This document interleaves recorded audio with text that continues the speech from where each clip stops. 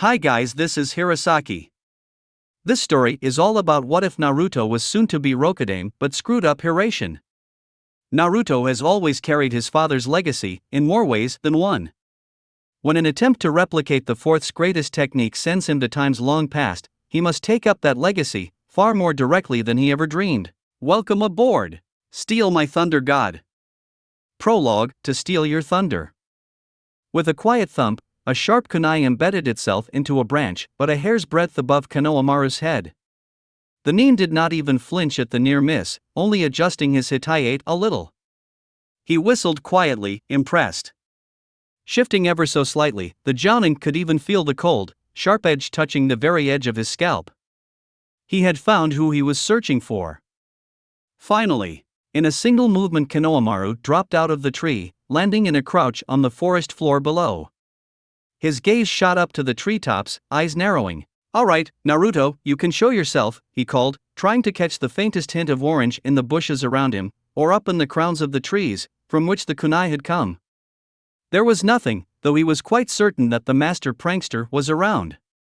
"I was looking all over for you.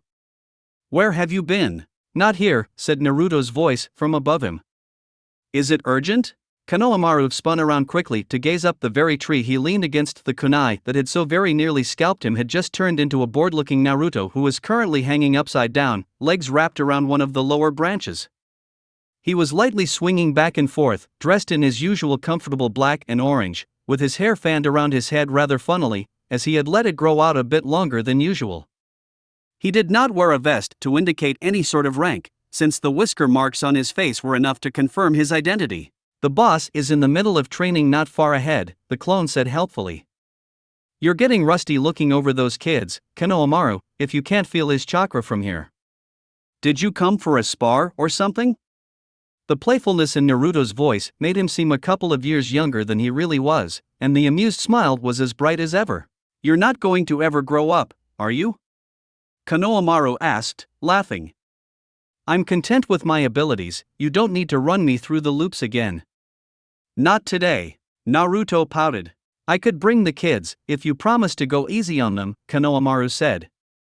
"They could use the experience for the Chunin exams."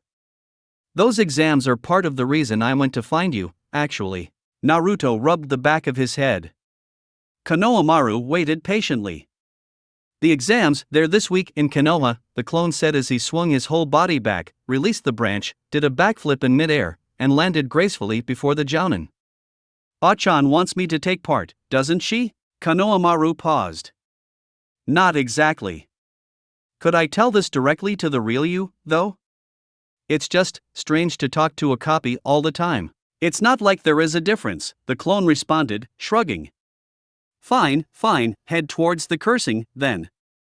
He grinned as he disappeared into a puff of smoke. There was a loud shout and a crash followed by a bright flash of red light, and Konohamaru couldn't stifle a laugh as he heard Naruto swearing like a sailor from not too far ahead. "Stupid clones always messing with my concentration."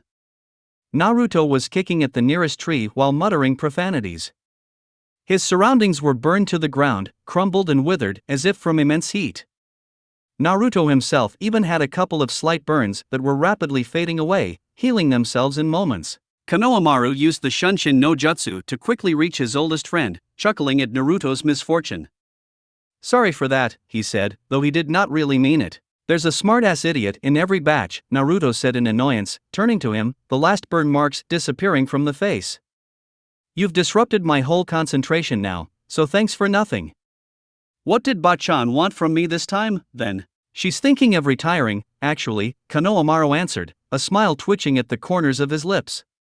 "After the Chunin exam ends." Naruto blinked, nodding. "It was going to happen someday, I suppose." "Who's going to be the Hokage, then?" Konohamaru snickered. "Think about it, Naruto. You?" The blond man showed his tongue. "Aren't you a little short to be a Hokage?" The younger jounin frowned unhappily. "Guess again. Kakashi, then?" He already got passed over once, with all the commotion back then. Guy-sensei was inconsolable after it turned out he had arranged a special suit for the occasion and he ever got to wear it. "God no!" Konohamaru exclaimed, shuddering. You're making this entirely too difficult, you know. Who is the son of a Kage again? Who is a hero of the Fourth Shinobi War? Gaara is the Kazekage, silly, Naruto said dryly. Besides, can you even be a Kage of two different villages? That sounds like cheating to me. Konohamaru was all but pulling his hair out of frustration. He shouted at Naruto. She wants you to be the Hokage. I know, Naruto said calmly. What? Naruto smiled thinly. I talked with her a couple of minutes ago. Well, a clone did, really. Bachan and I have been going over this for a while now. She figured I needed to know everything about leading a village before she made it official. He smiled. You know, back when she first offered me lessons, I thought it was only so she could save her some paperwork by letting me slave away with my clones, but I guess I finally passed her mission, huh? Konohamaru crossed his arms. You had to ruin my good news? I spent the last hour searching you throughout the training grounds. I can play surprised if you want me to. Naruto grinned, then, his eyes widened suddenly, and he clamped a hand over his mouth. Me, the Hokage? Konohamaru, do you understand just what this means? He flashed the tongue again. I won our race. I am going to be the best Hokage in the history of ever. Believe it. Thank you for that, the Jounin said with a groan, rubbing his forehead. You are a true friend. Rival, Naruto whispered conspiratorially, glancing around and bringing a finger to his mouth, hushing him. The word you wanted to use was rival. Yes, of course, how silly of me, Konohamaru waved him away. Why don't we go celebrate your new position? I thought you'd like to visit Ichiraku's together, now that you can still go there without getting mobbed. I figured you'd be hungry, too. Maybe later, Naruto said, and smirked as Konohamaru widened his eyes at the refusal of ramen. I'm busy, you see. Today, I'm going to finally use that technique. Naruto said it proudly. The Hiraishin. Konohamaru looked suddenly bored. You were saying that a year ago. No, I swear, this time I really got it, Naruto exclaimed, nodding eagerly. I managed to decipher everything this time, I know it. It's too simple, really. I was spending so much attention on the space aspect that I forgot about time entirely. MHM. Konohamaru raised an eyebrow. Which means, see, it's like this, Naruto put his hands together, then moved them outwards until there was a small distance between them. Imagine that this is a road from here to Ichiraku's. Now, if you have to body flicker there. For show, he made a small puff of smoke appear around his left hand, and he moved it quickly towards his right. That saves a lot of time, but you still have to move through all the territory in between. He moved the left hand back where it had been. Now, if I had to use the Hiraishin, it works differently. Naruto summoned a clone right in front of him, mirroring his pose, so that their opposite hands were nearly touching. It's more like I have to manipulate the distance, to bring the target closer. The clone wiggled the left hand's fingers and patted the right hand of the true Naruto. In a sense, I wouldn't have moved more than a single step, but I will have crossed the whole distance anyway. I don't see how that helps you. Konohamaru frowned, rubbing his chin. You mentioned something like this before. Naruto nodded. Ah, now here's a funny and hardest part. He nodded to his clone, who got back in position. I always kept forgetting time, that's why it didn't work. You see, I have to arrive just before I leave. You can't exist identically in two places at once. I can't even imagine what would happen if you managed it, and the future doesn't exist yet, that's obvious. So that leaves only one option. The Naruto that was speaking disappeared in a puff of smoke, and the one Konohamaru had pegged as the clone smiled and waved with his left hand. In essence, it's like using a body switch with a clone before you even begin the technique. The slight time difference between the arrival and the departure is undetectable, since it's so short, but it's necessary. And how do you go about doing all that? Konohamaru asked. The switching part, I mean? Naruto scratched the back of his head awkwardly. It has to do with the structure of the seal itself. It took years to figure out, you know. He pointed at a tree that was a couple of meters away, where a three-pronged kunai with a seal tied around the handle was embedded into the thick oaken wood. The seal helps you find a destination you are going to travel to. If it is drawn correctly, it's not actually there at any given moment, even when it may look like it's there. It's sort of drawn to be forever delayed in time, rather than in the present. That's why I can't just jump there. I need to find a closest point in the past to use. But, every time I try, there's some sort of resistance to it. I am trying to push through with ever-increasing amount of chakra, but it's already getting to ridiculous levels. There's no way the fourth used this much. To top it all off, the jutsu is disorienting. It's like I need to be in two places at once, and I feel like I'm everywhere and nowhere, and it is trying to tear me apart. And the burning thing? Konohamaru pointed around them, to the singed earth. How did that happen? Naruto shrugged. Oh, that's just Kurama's chakra. I don't have enough concentration to try and search for the connection with the seal and simultaneously keep the chakra at safe levels. I mean, I probably could, but it would make the technique twice as hard, at the very least, and I can work on efficiency when I have the basics down. It is not like it actually does me any lasting harm. Konohamaru nodded slowly. Say, Naruto, he said, thinking. You said that you feel a tearing apart and the jutsu is supposed to move every single bit of you and everything you are carrying on yourself? Do I have that right? Yeah. Naruto looked hopeful. Any brilliant ideas? You said that you can't be in the two places at the same time earlier, but you are trying to?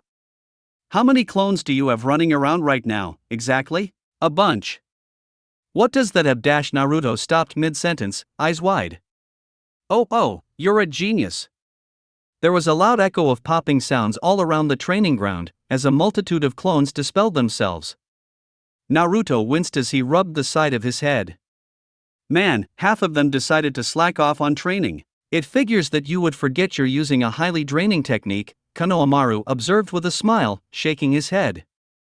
Maybe if you're just you, it won't be such an issue to get this down. If this works, you owe me a lesson with the kids, understood?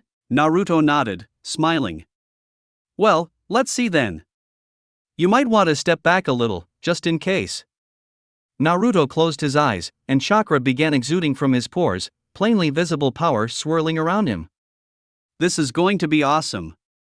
Believe it. Konohamaru hurried to clear away. When Naruto gave a warning like that, any sane shinobi would duck and cover like their life depended on it, because it probably did. Naruto did not do things by half. There was a rush of chakra building up, and vicious tendrils of the Kyuubi's chakra lashed out at everything around the Jinchuriki, shredding skin and earth like paper, uncontrolled. To think that was only a slight remnant of the actual chakra being channeled, the true amount had to be gargantuan. Hiraishin no jutsu! Naruto exclaimed with a hoarse voice, and he vanished in an orange flash. Chapter 1, To Seal a God. Naruto was unsure of where he was, and in terrible pain.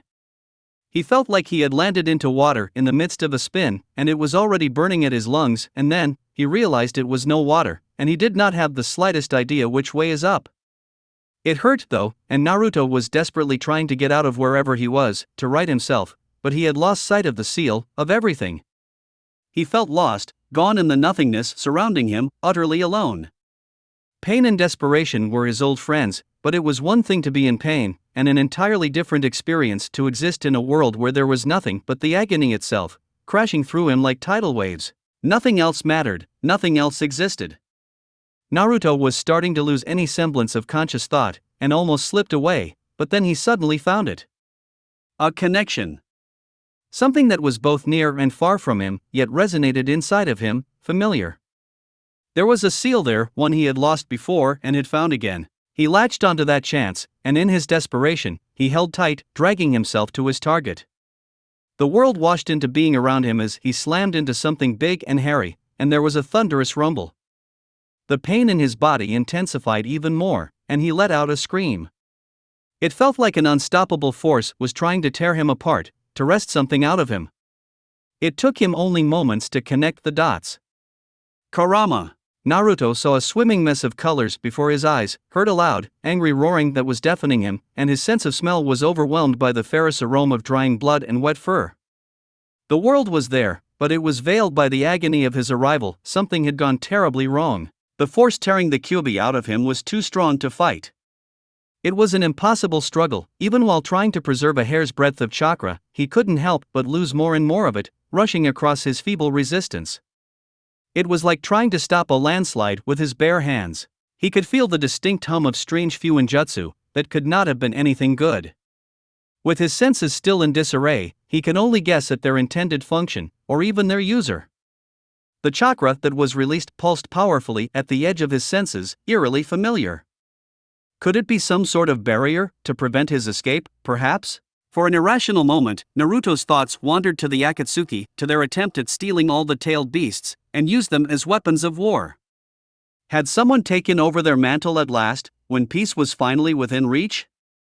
Had he been ensnared for the same terrible purpose as Gaara had been? Kurama bellowed something incoherent inside his mind, and even as Naruto tried to hold his companion inside with the best he could muster, the chakra was slipping away. His attempts to respond failed quickly. There was no talking with the bundle of confusion and pain that scratched at the bars of at one-time prison. The energies of Kyuubi no Yuko enveloped him with a yellow glow, sending the chakra into him in a waterfall of power. Kurama was scared, Naruto realized, scared of something so much that it couldn't help but frighten the Jinchuriki too. Just where had he ended up?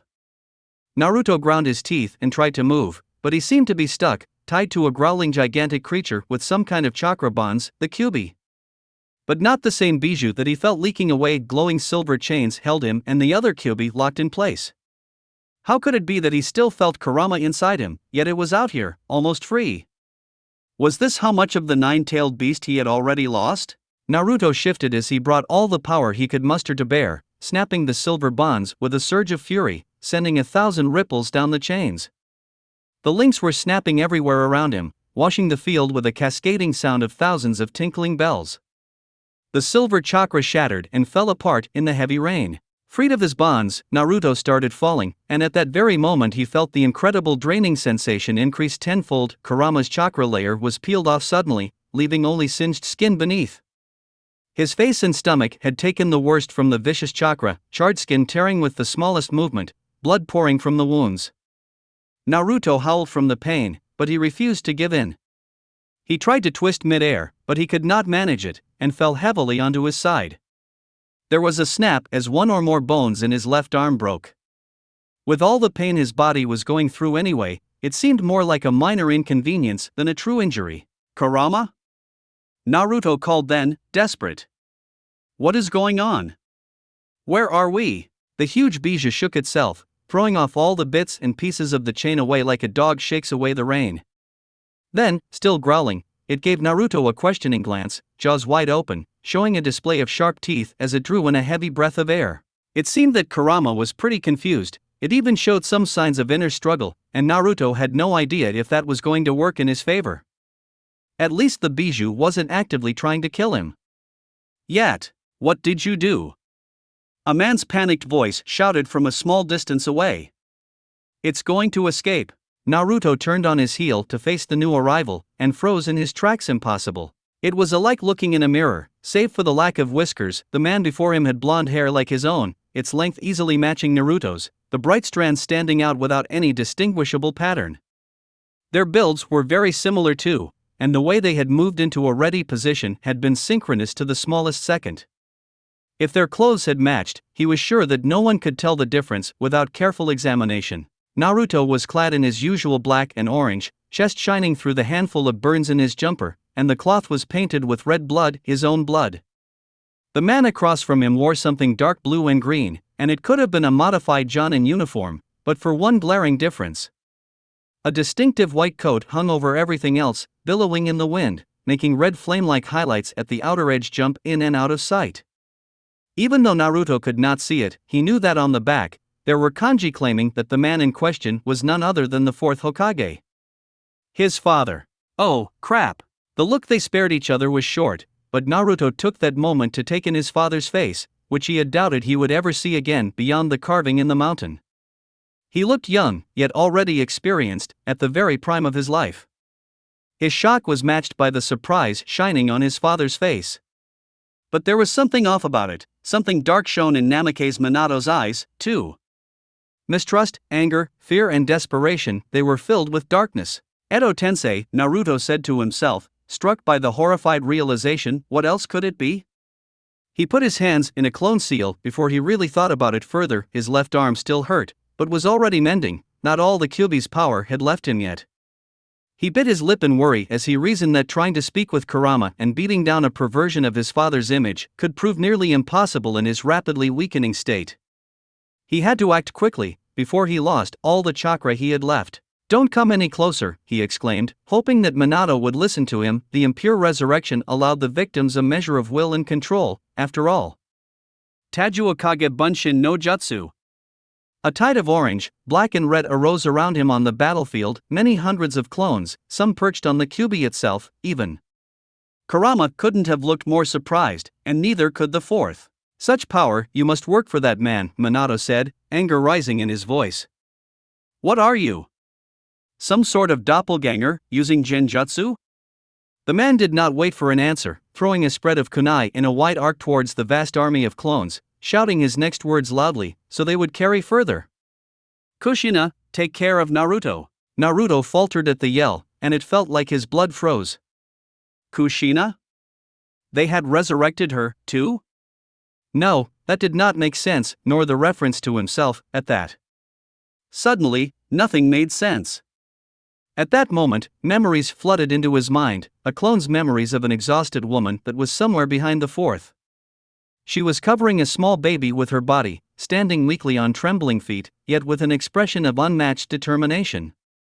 There were loose ends of chains hanging from her back, slowly decaying into nothingness, the very chakra chains he had snapped. It was at that moment of complete shock when his clones started to fall. Breaking free of whatever confusion had grasped it before, Kurama sprang into action. Its gigantic jaws closed on a dozen clones, tearing them to pieces until they popped, and it howled in fury. Those that had climbed onto the fox's back were the first to die, and it took only moments before the other clones reacted, retaliating for the slaughter. The Kyuubi's short hesitation at the coordinated response played to the clone army's favor, as their sheer numbers quickly overwhelmed it, darting between the legs, hiding behind the ears, and trying to cause as much confusion as possible. With Naruto, of course, the potential for chaos was enormous. Kurama screamed out of rage when one brave clone started pulling at its whiskers, as dozens tackled its legs and forced it down. While the clones took care of keeping the fox busy, Naruto focused on possibly an even greater threat. The fourth Hokage reaped through the field of Narutos like a god of war, with two of his three-pronged kunai flashing so quickly that there was barely enough time for a warning before he was gone again. He seemed to be anywhere and everywhere, slaughtering by the dozens. This was the man who had once killed most of an army by his lonesome, and it showed. As soon as Naruto realized that his father could appear before him at any moment, and would be as merciless as he was to the clones, he knew he had to try and defend himself. He was good, incredibly so. Even Guy had praised Naruto's recent improvements in taijutsu training, but his father was bordering on ridiculous, sometimes called the best shinobi the Leaf had ever produced. His father easily evaded any of the hits that his clones attempted to deliver, and his kunai were dealing deadly blows, and he had not even used his Rasengan yet. The only things that could stop someone like that were the strongest jutsu that Naruto knew, but he was afraid to use some of those, knowing their destructive potential. A Rasen Shuriken might have ended things, but would more than likely kill if it made contact. "Stop!" A clone shouted in a panic as the fourth appeared right next to him, and his eyes widened at the flashing kunai. "We don't need to dash." He disappeared in a puff of smoke as the metal pierced his throat. His father continued his relentless assault, deaf to the continued pleads of Naruto's clones, and Naruto tried to figure out a way to end this, to at least force a conversation. It seemed that the fourth was convinced that he was caught in some sort of genjutsu targeted against him, or something similar. Well, he would have thought the same thing in reverse, Naruto realized. But if his hypothesis was right, and it seemed ever more likely even if it was still insane, then this was neither genjutsu nor Edo Tensei. Kurama howled in rage as it headed towards the remnants of the barrier, shrugging off the chains and clones that kept it down. It was a slow process, since the creature seemed to be confused, and it took its time to eat stray clones along the way, biting at them with a fevered look in its eyes. Naruto summoned a few hundred more clones, to the astonishment of the fourth, and sent them over to help out his failing hordes. He was getting awfully acquainted with how it felt to be eaten by a monstrous bijou, Naruto realized with a shudder. So far, the best result of calling the fox Kurama had been it taking extra care to eat the clones in question. It was as if it had no idea who he was. Naruto's clones had found the barrier not far from their current battleground. It was something that the fourth had to have prepared in advance, the very same Fuinjutsu he felt going up moments after his arrival. It was strong enough to hold the Kyuubi back for a couple of minutes, or even withstand an impact of a single Bijou bomb. It would not be enough for a prolonged assault, however, and the fox would break through. Even more interesting than the barrier was the few clones reporting pillars of smoke rising from the distance, where he saw the contour of familiar mountains. Naruto was sure just where exactly he was on one of the outer training grounds of Konoha, even though there were some differences with the one he remembered. This was no Edo Tensei, it was something entirely different. Naruto shuddered in realization and he felt a pang of fear. Could all this be the result of using Hiraishin with Kyuubi's chakra? His father was here, and his mother, and the unleashed Kyuubi and Konoha was burning. This could not be a coincidence. His use of his father's signature skill had to have launched with him into the past, and that explained Kurama's silence. Kurama was chakra itself, and it already existed in this time and place. Only one of the two would prevail, and his own came here weakened, drained of its chakra. Whatever struggle went on between his own fox and the free one, he feared that he knew who was winning. Naruto grit his teeth as he focused on the battlefield, ready for his best attempt at dodging the very jutsu that had landed here. If he could not convince his father to stop attacking, or force the Kyuubi back, he would run out of chakra within minutes, both his own and that of the fox. That had never happened to him, and there was a pretty good chance that he would die. Out of desperation, he forced a couple of clones to jump to safer places, hide and remain still, gathering chakra in case he would desperately need it. Whether or not he would die here, he could not destroy history. As he considered the vanishing of his own Kurama, Naruto's eyes widened. He turned to the only person inside the barrier that could help him, the one person who had experienced the very same only hours before. He appeared before his mother by himself, with his hands stretched to the sides, open palms towards her. It was a way to show he held no weapons, willfully opening himself to attack. Kushina looked so tired, so worn out, that Naruto's first instinct had been to close the short distance and hug her. But he couldn't do that, Naruto reminded himself, since she might well stab him in that moment, expecting him to be an enemy. So he held back, slowly sinking to the floor beside her. "Mom," he muttered without giving it much thought. Kushina faltered, and her hands dropped. She had been preparing some sort of jutsu when she saw his eyes, and heard his trembling voice. Her harsh expression wavered, and she did a double take. "You dash." Naruto nodded slowly. "Naruto? You look so much like him. Like Minato." She glanced back at the little child she held in her arms, then stared back at the adult Naruto's face and collapsed to her knees with a sob. How is this possible?" Behind them, a clone managed to catch the fourth by emerging from the ground, and he was followed by a dozen others. Some managed to catch the Hokage by the hem of his cloak, trying to restrict the movements as much as possible, hoping that one could live long enough to deliver a message. However, the yellow flash proved far too fast, and too merciless. He swerved, evading the piling Naruto's clones, drew out another kunai and he saw Naruto crouched right next to Kushina. This time, the Hiraishin was even faster than before, leaving only the white cloak under a huge pile of Naruto clones. The Kyuubi stepped on them all, popping them like a large balloon, and it snarled in anger as hundreds more still clung to it, preventing its escape. The fourth Hokage appeared at Kushina's side soundlessly and with his three-pronged kunai already slashing at Naruto's throat with the speed of lightning. "No, Minato!"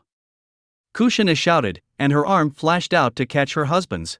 The blade glanced Naruto's neck, freezing but a briefest moment before tearing it apart, and it drew but a trickle of blood. Naruto was afraid to breathe. He felt the edge very clearly, the cold steel staying perfectly still. "This is the real you," Minato said, rage shining in his eyes. "Why should I spare Dash?" "Minato!" Kushina cried out, clasping her hand around his wrist. Look! Look! This is Naruto!" The rage which had held a firm hold on Minato since this strange new arrival had torn the Kyuubi out of the Kushina's bonds finally receded. He looked again at Naruto, his eyes narrowing as he took in the similarities and differences, glancing down at the little child in Kushina's arms. "Prove it," he said. He drew back the kunai, doubt and concern ringing in his voice. Kurama's monstrous laughter broke through the momentary silence, tearing up hordes of Naruto clones as it broke free of the last few chains of chakra that still remained, and Kushina slumped. It would be mere minutes before he broke through Minato's barrier as well. Naruto glanced at the battle, realizing the short time he had, and raised a hand up, forming a perfect sphere of the Rasengan, a swirling whirlpool of blue chakra. Minato blinked, jaws slackening, and he nodded in recognition. Then he stepped forward and enveloped Naruto in a desperate hug. "Hey! Watch the Rasengan!" Naruto managed to dismiss the attack at the very last second, and sagged into the hug, relieved. It took him only a moment to realize that Minato was laughing under his breath, and he reared back to stare at his son, now an adult. "How?" Minato asked then, as Kushina took her own turn in hugging Naruto, the tinier version of him clinging to her side, crying. The hug was considerably weaker than his father's, since Kushina was moving only due to her iron will. "I've used Hiraishin," Naruto explained quickly. "I think I might have used a bit too much chakra." "You look like you're my age, how on earth did you get that much dash?" Minato clicked his tongue once, eyes lighting up in recognition. "I sealed Kyuubi into you, didn't I?" "You used its chakra for the jutsu." "That would do it." Naruto nodded in confirmation. "But something went wrong, obviously. Whatever happened, it did something to my seal. Kurama, it's like he's being torn from me." As if on cue, Kyuubi roared, growing a little, and Naruto almost fell down, his legs wobbling. "See," he muttered weakly. "That's how it's been getting stronger." Minato said, grimacing. "I can't seal him if he's moving around like that, and can you imagine what Kyuubi could do with twice its usual chakra? Do we even need to seal him?" Naruto asked urgently. "Kurama and I have had an understanding, if you will. If he would just listen to me." He took a heavy breath and summoned nearly 100 more clones to rush back towards the Kyuubi. The jutsu took a heavy toll this time, and Naruto almost collapsed from the strain, taking a few painful breaths before he worked himself back up. "He just isn't listening. It's like he's gone mad." "You want to talk to that thing?" Kushina asked. "Are you sure it is possible for you to reason with him?" "When I spoke to it." Kushina shuddered. "I can't imagine you made a deal with a creature like this, did you?" "No," Naruto admitted finally, just as the memories of a clone being bitten in half returned. "Kurama, he was hateful, but it was getting better. We were a Jinchuriki and a Biju sharing a body. It was not bad. Whether or not it can be reasoned with, it's clearly not in any state for it now," Minato observed. "Sealing this, Kurama, is our only chance, right now. We're too exhausted to even look for any other solutions. Since you managed to learn to get along with him, what is it to say that it cannot happen again, given enough time? If that ever happens, the seal could be opened." Minato sighed. "Although, I need Kyuubi to be still for a few seconds to seal him, and that's getting harder. I won't have a second chance." "Kushina, can you call the chains again?" Kushina shook her head weakly. "No, not even if I used all I have left. I am not sure I even could make the chakra chains stick anymore, I'm out of juice." She shook. "Maybe you should just risk it with a moving Kyuubi?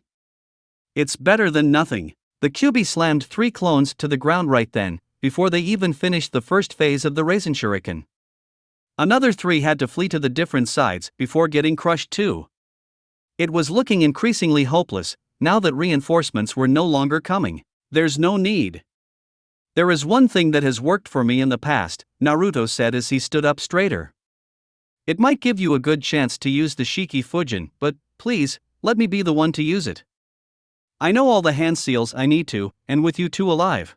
"No," Minato echoed together with Kushina. He reached out and grasped Naruto's shoulder, staring into his son's eyes. "I always knew that you would be meant for great things," Jiraiya-sensei was convinced of it, too, and the sacrifice you are offering is a proof of how fantastic you are. But you won't die today, Naruto. I would not be worth anything if I allowed you to take my place in this. It is a father's duty to care for their children, isn't it? I understand," Naruto nodded, looking down at the ground. "A Hokage has to care for their village and their family first, right, not his own life. I wish there was another way. I wish I could get to know you. As you say, it is my duty." We can't have the Kyuubi wreaking havoc everywhere.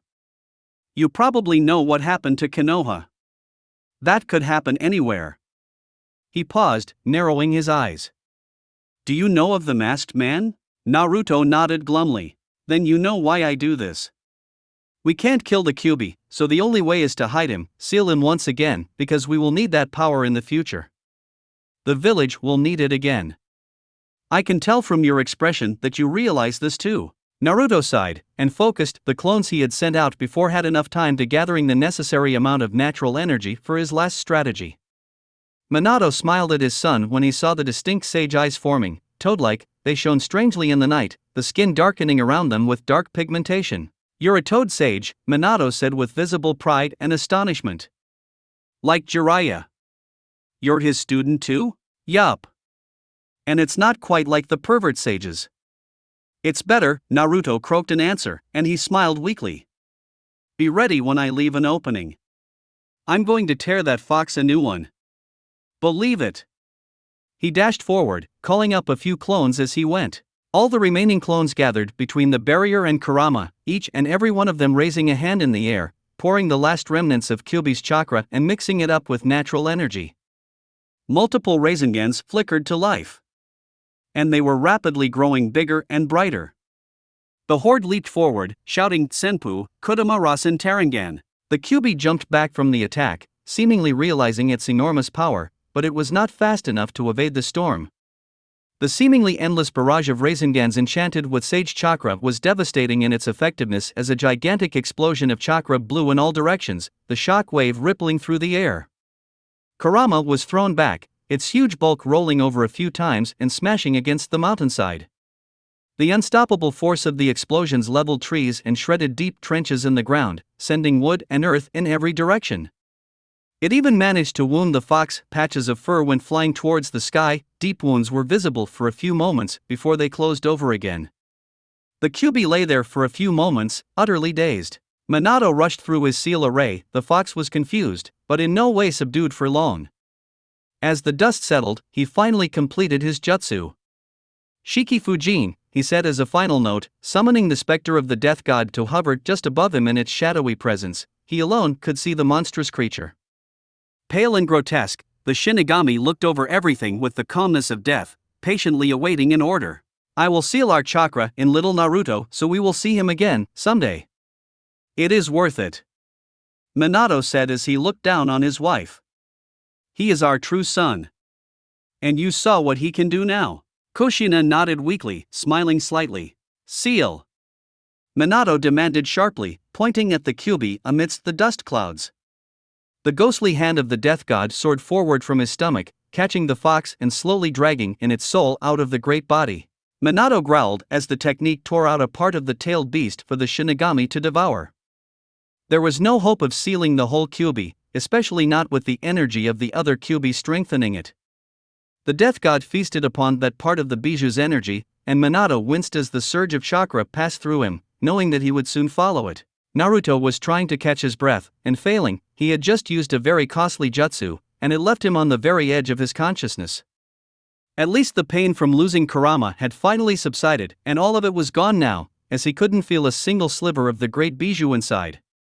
He was no longer a Jinchuriki. He supposed he knew what Gaara felt like, now. He was alone, leaning against the half-destroyed trunk of a huge tree, and he knew that he could not even make a single shadow clone now. Dust was everywhere, but he could hear shouting from behind the barrier. Naruto paid that distraction no heed, since he could not let any second go to waste. Kyuubi was slowly getting up, and that meant bad news.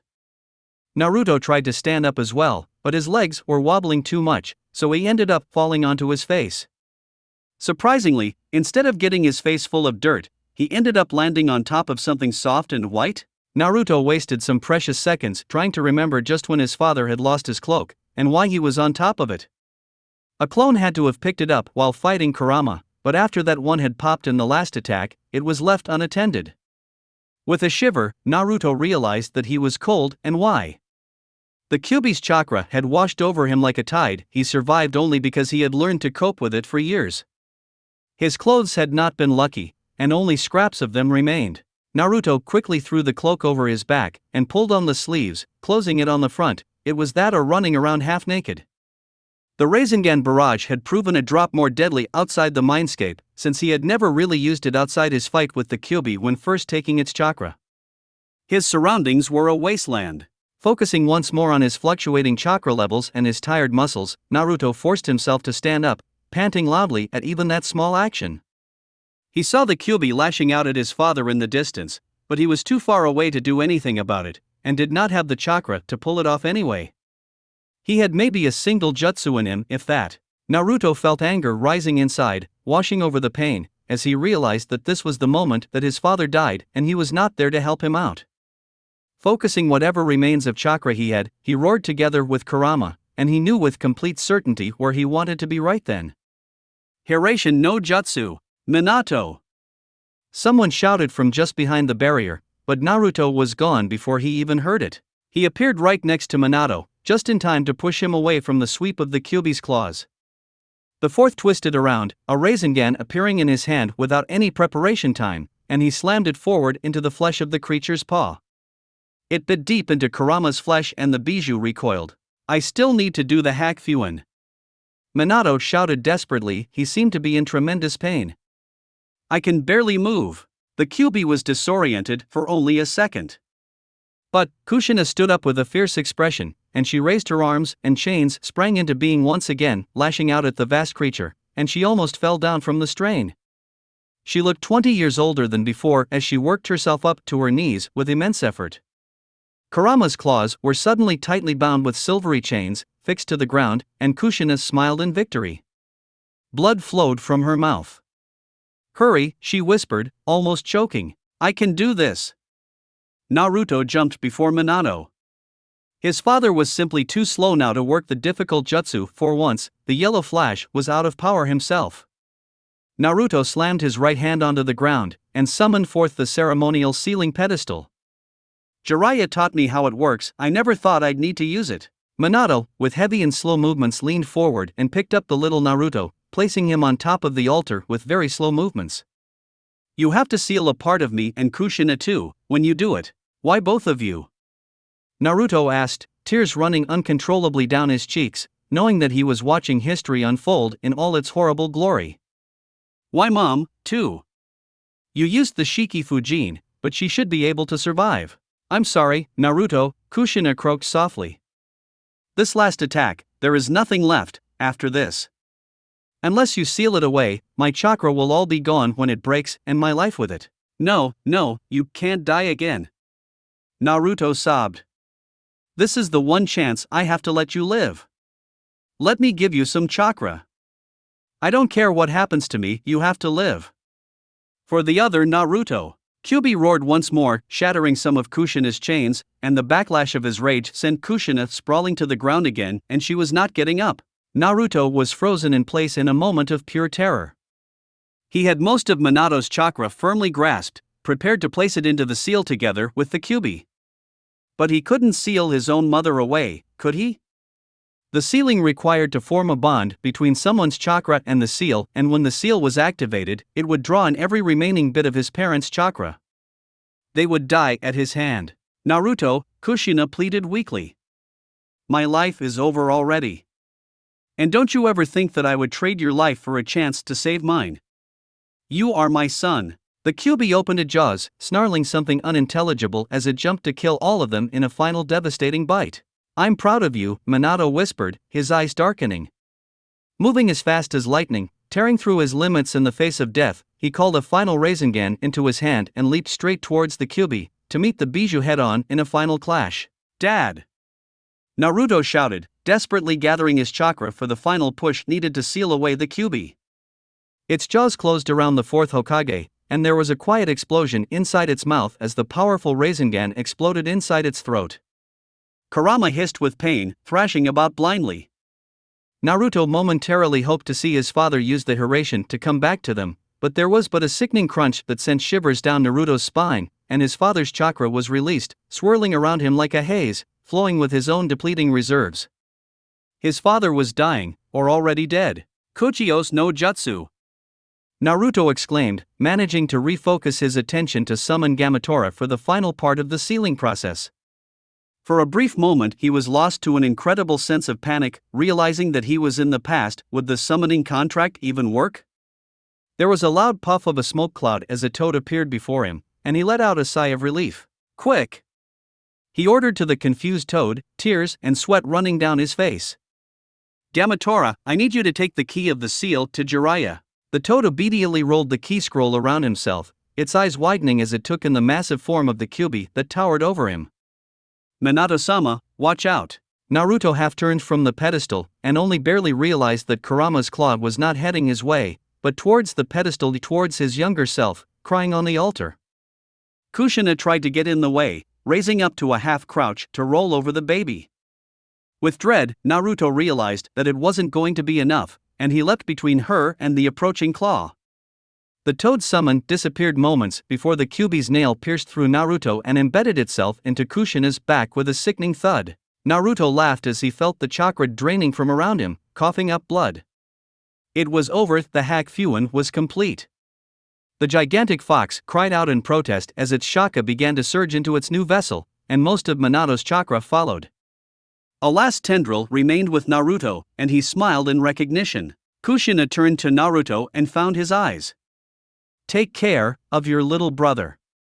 There were many things that were left unsaid, but their eyes were locked with each other, frozen together in a moment before death. Some words were not needed. "Do not blame yourself, ever," was her last whisper. Then there was a great surge of power as the massive bijou was drawn into the seal on the little boy's abdomen, crashing into the infant like a storm. The older Naruto dropped as the claw that had run him through vanished, and he only barely managed to catch the falling body of Kushina, before losing his own footing and plummeting to the rough, harsh ground.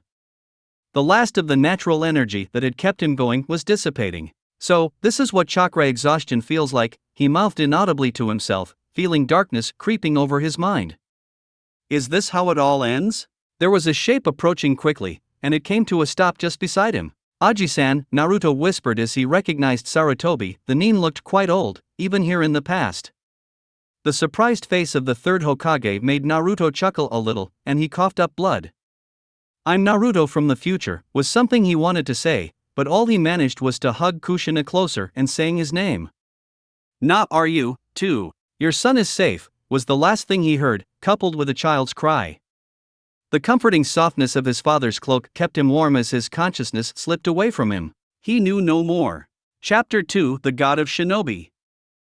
Bandages, they were everywhere. Naruto felt like a mummy swaddled in linen, with white fabric crisscrossing over his face, his forehead, and tickling at his neck. His breaths were short as he realized his chest was restrained as well by tightly wound bandages, his hands tied up so tightly that he could not even wiggle his fingers. He let out a weak whimper of pain as his slightest movement sent a spike of agony down his spine. When he tried to get some idea of where he was, his eyes refused to open, lids heavy like never before. Forcing them with an effort of will, fighting his body all the way, only sent a wave of fresh pain along with the blinding flash of momentary sight. He did not have to be a genius to figure out that he'd gotten into serious trouble. He was probably in Konoha's hospital, Naruto mused to himself. It was not the first time he had ended up here, and probably not the last either. If he had still been outside, there would have been a lot more sounds reaching him, which meant someone had to have retrieved him from whatever foolish stunt he'd gotten into. Now, for once, he had apparently gotten hurt. There was only a cold, deep silence, and the painful pulse of his own heart, and neither was helping. How did I end up injured? Everything was hazy, his last nightmares still playing in his head, distorted images returning to him. There had been a battle, one that he had seen often in his worst dreams. A battle in which he saw his parents die, unable to change things, falling to the power of Kurama. As so often, the berserk beast had skewered him when he was trying to save his mother. It had to have been a dream. Delirium, feverish hallucinations. But how had he gotten hurt? His mind wandered back to the previous day, to Konohamaru. That squirt, though not anymore, really was growing up far too quickly for his liking.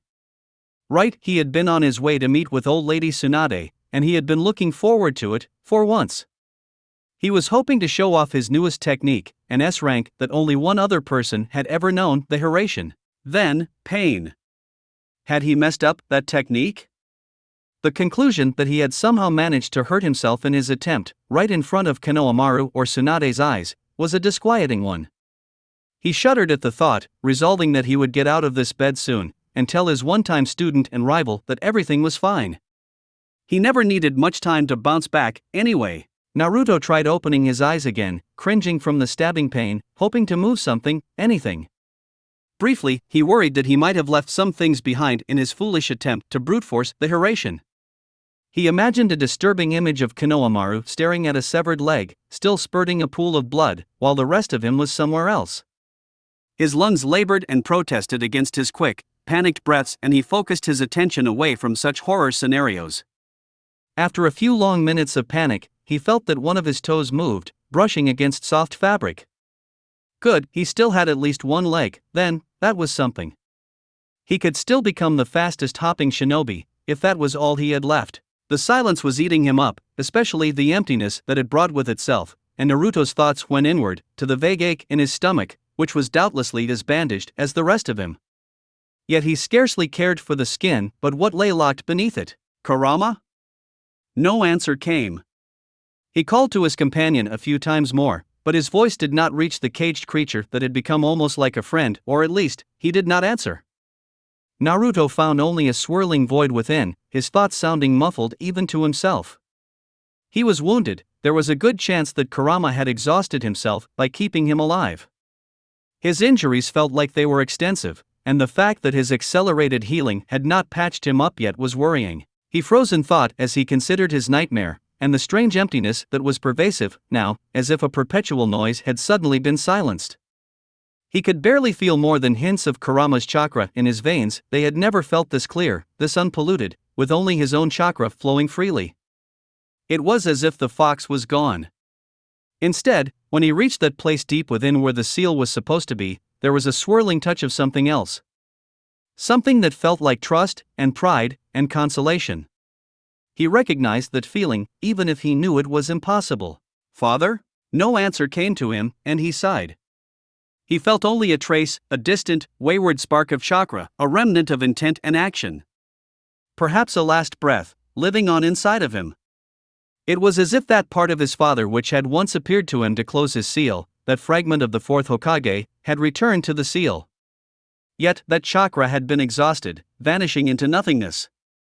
How could it be back? Unless he remembered his nightmare, those last moments of horror and the raging Kyuubi. Kurama, torn from the seal by force, devoured by the far greater creature that towered above all, free from a Jinchuriki.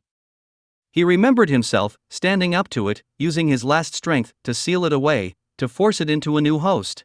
But that could not have happened. It was a dream, wasn't it?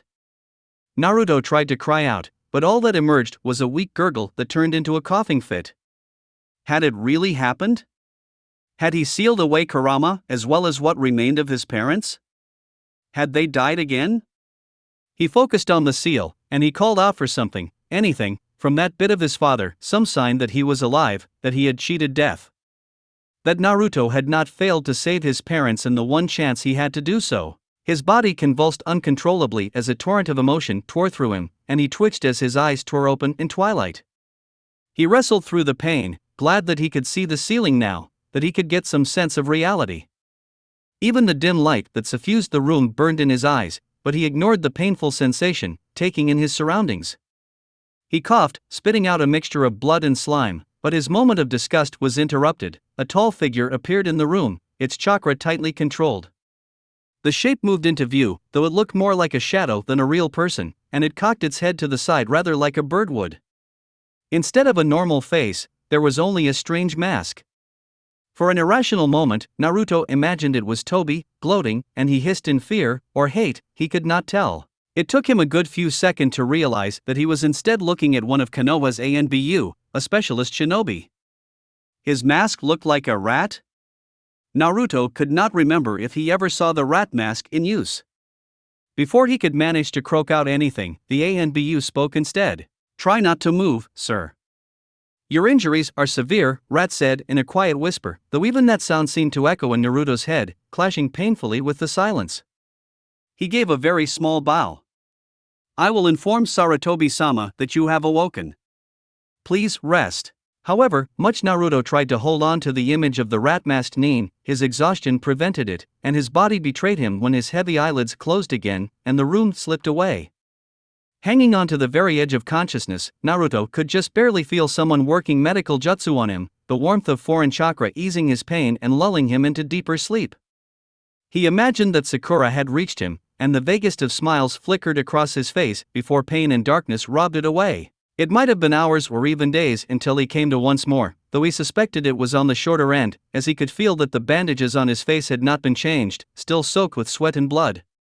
There was no other way to tell time, not with the constant waves of oblivion and emptiness crashing over him.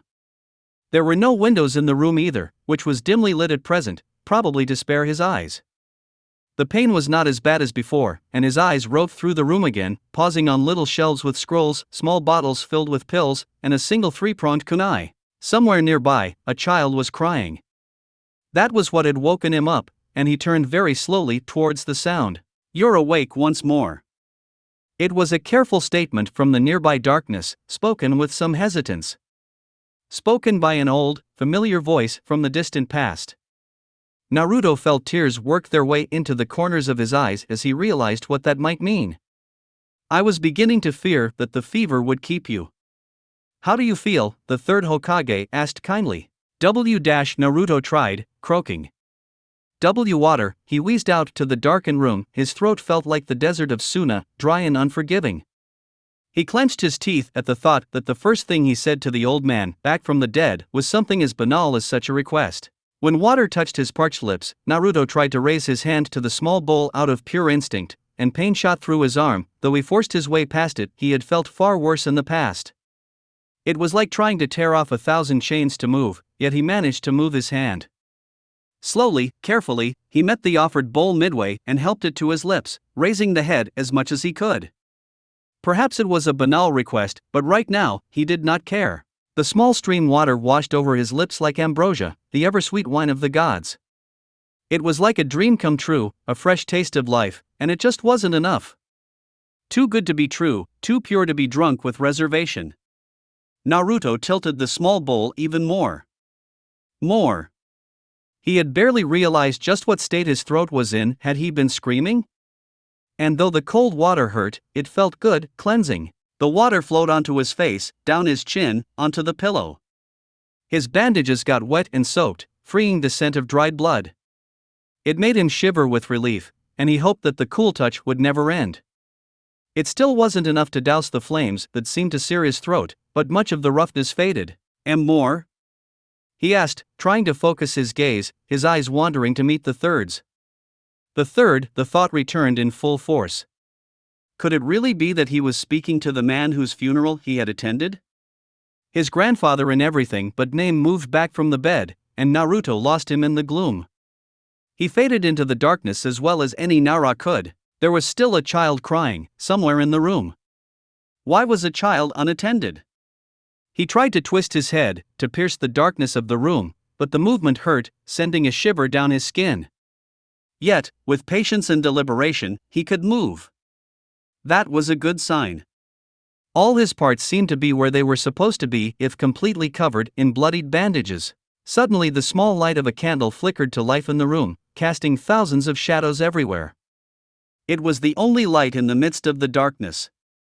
There was no child in the direction of the high-pitched cries. He had been tricked by the strange echoes of the small, enclosed room, and he wondered how intentional that misdirection really was. He could see that level of paranoia among some of the medical Nin. The third Hokage stared down at him. His silhouette was without his usual triangular hat, and Naruto felt slightly puzzled by that, but the somewhat short if imposing image was unmistakable.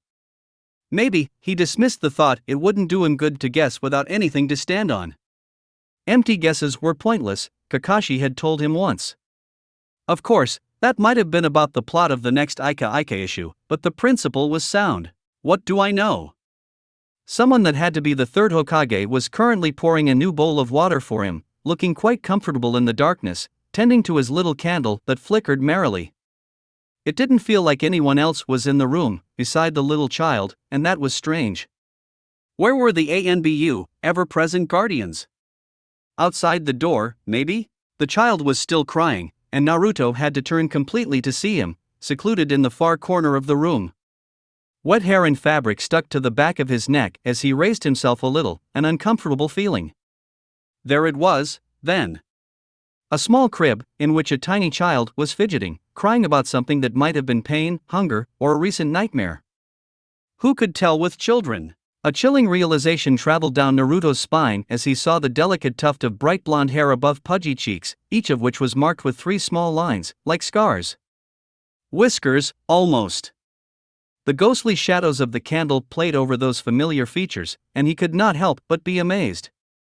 It was him, he realized. The child was him, a little Naruto. The nightmare was real. He let out a pitiful sob as his mind raced back to his arrival, to that moment he had stood beside his father, his living father, and helped him complete the ritual that robbed his life away. Little Naruto had been there, his younger self, and here he was now. A fresh Jinchuriki, created by his own hand. It did not make sense that the boy was here. There was a separate wing for little children in Konoha's hospital, and Naruto was certain the third would have placed the tyke in the safest part of it, knowing what he carried within him. Yet, here he was in one of the enclosed wings of the hospital, with him. This place was, judging from the lack of windows, reserved for injured guests or prisoners. With shinobi it was usually a mixture of the two, he supposed. It was certainly not meant for children, though. Please, help yourself. Sarutobi offered another small bowl of water. The old man's eyes flashed to the child, and then back to him, and Naruto could practically sense the gears turning. The third was not trying to show it, but he was clearly paying a great deal of attention to the little crying child, even as his eyes peered seemingly through Naruto. His gaze was not hostile, intrigued maybe, or contemplative, scheming. He could believe all of those. Naruto pointed weakly at the baby, at himself. Could you help? Sarutobi offered his cup with water again. Naruto frowned slightly as he ignored the gesture, however parched his throat still felt. This was uncharacteristic of the old man, and he tried to sit up to give himself some air, so he could actually speak. It did not help much. Here, he whispered, indicating the water. The words were slow, and his tongue felt like it had not been used in ages. This was probably the longest time he had ever stayed in a hospital, and that was only judging only from the way how raspy his voice was. If Kurama had still been there, he would have long since recovered, he was certain. But he was not. For the first time in his life, he was only human. Go help. The task of sitting up proved nearly impossible, since the worst pain was in his chest, where Kurama's vicious claw had pierced him. He suddenly found himself breathing so shortly he was unable to find any strength in himself, and he simply sagged in place. Just as he thought of that wound, it rebelled, as if reacting to him, an icy pain tore through his side. The third took pity, and Naruto felt fit hands helping him up, ushering him into a more comfortable position. It was only then that he realized that though the third was old, it seemed like he had always been that. He was more than 10 years younger than the man he remembered best. In the candlelight it was impossible to understand just what was going in Sarutobi's head as he stood there with a perfectly expressionless face.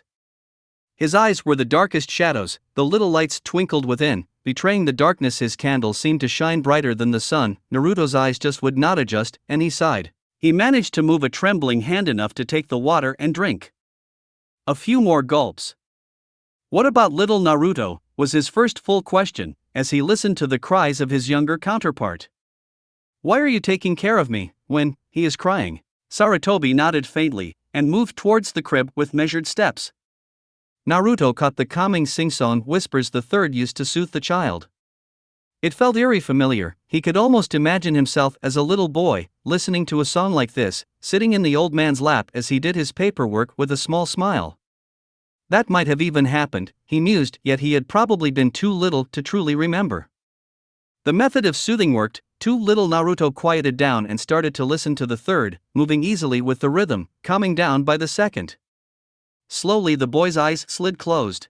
Naruto struggled with his water, forcing his other hand up to join in an attempt to get a little more leverage, though it was nearly hopeless. It was like holding a heavy weight, or performing an incredible feat of strength, since his muscles felt like rubber. And this was just a tiny bowl of water. He could not even imagine walking right now. He was utterly harmless. He drank once more, slower, more carefully than before, patient. This time, he didn't spill a single drop. This time, it would have been a waste. It took him some time to empty it, but at least now he did not feel like his throat would give out any second.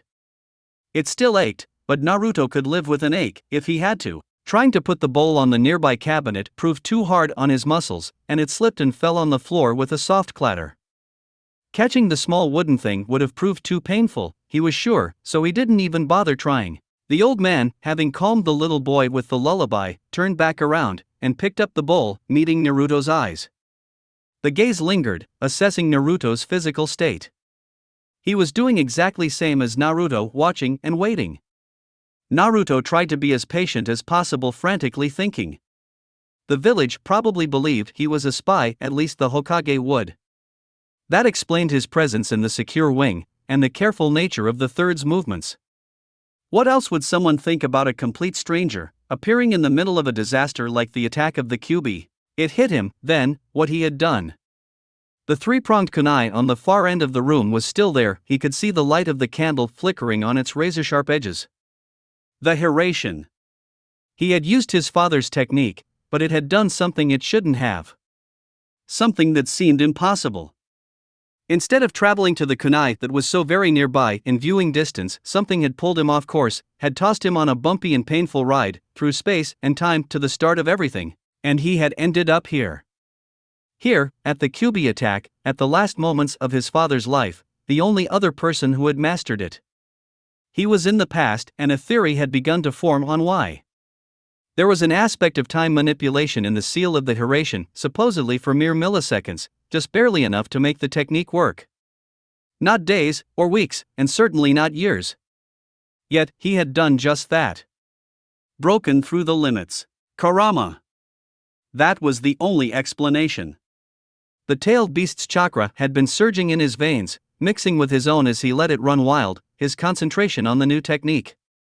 The chakra was harmless to him, as he had long since gotten used to it, but he had not considered what it could do to a jutsu like this. His father had not been a Jinchuriki, he had only ever used his own chakra for this technique. Yet, Naruto had poured in his own considerably supply, and in his failure to reach his intended destination, had used that which was he could grasp to extend the time available to him. The incredibly potent, impossibly unpredictable power of the Ninetales. He was lucky he had not appeared above the dinner table of the first Hokage and Uchiha Madara, all things considered. Yet, Kurama was gone. Drained from Naruto's use of the Hiraishin technique, the creature of living chakra had suddenly entered a reality in which he already existed, and unlike physical beings, the tailed beast had no defense against the paradox of existing more than once. He had no clever time travel trickery to get around that issue, thus the stronger one, the Kyuubi that attacked Konoha, had gobbled him up, absorbed the future Kurama straight through the seal. Naruto grimaced as his wandering thoughts focused back on the third, leaving the predicament aside for a moment in favor of more immediate issues. A younger third, freshly robbed of his successor, would certainly soon retake his seat. He was the so-called god of shinobi, and probably the strongest shinobi since the first, according to most. What would this man with the information he could give? What would a Kage, fresh out of a war and the most devastating attack on the village in living memory, do with the key to the future? How do I explain who I am? Naruto considered the question for a moment, wondering if he could go by his experiences at all. He had never really known the third as a Kage, only as a grandfatherly figure. The first time in his memory that the man had gone all out had been when he died. Telling the truth was his best bet, he supposed, but he had no idea how the old man would react. Could he even lie to the third's face if he wanted to? Naruto took a deep breath, feeling the emptiness in his stomach make way for an uneasy queasiness. Here goes nothing.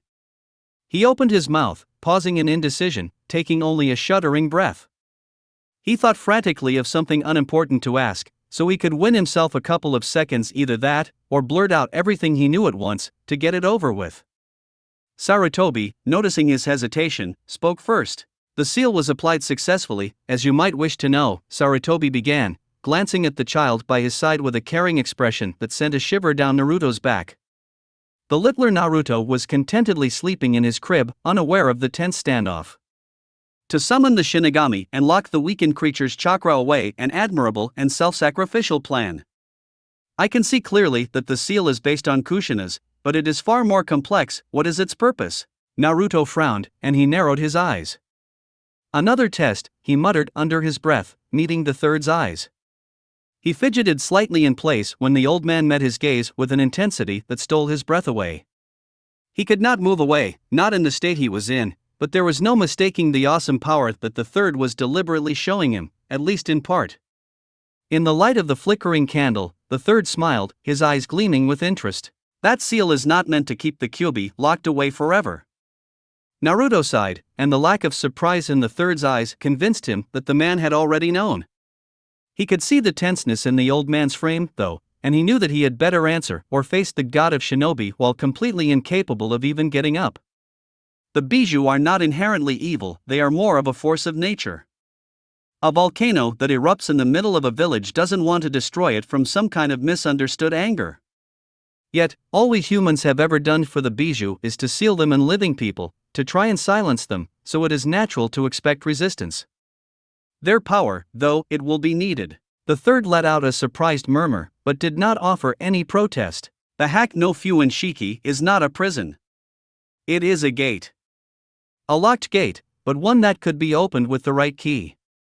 When the Kyuubi understands what it means to exist inside a Jinchuriki, and I know that will happen since the seal doesn't prohibit him from watching what is going on outside, it's going to become something more than a beast. If I am somehow wrong, though. Naruto shifted a bit in his bed, pain in his chest intensifying, but he ignored it. The seal is designed to allow drops of chakra to leak through, slowly robbing the fox of its power, so that it will not be easily released.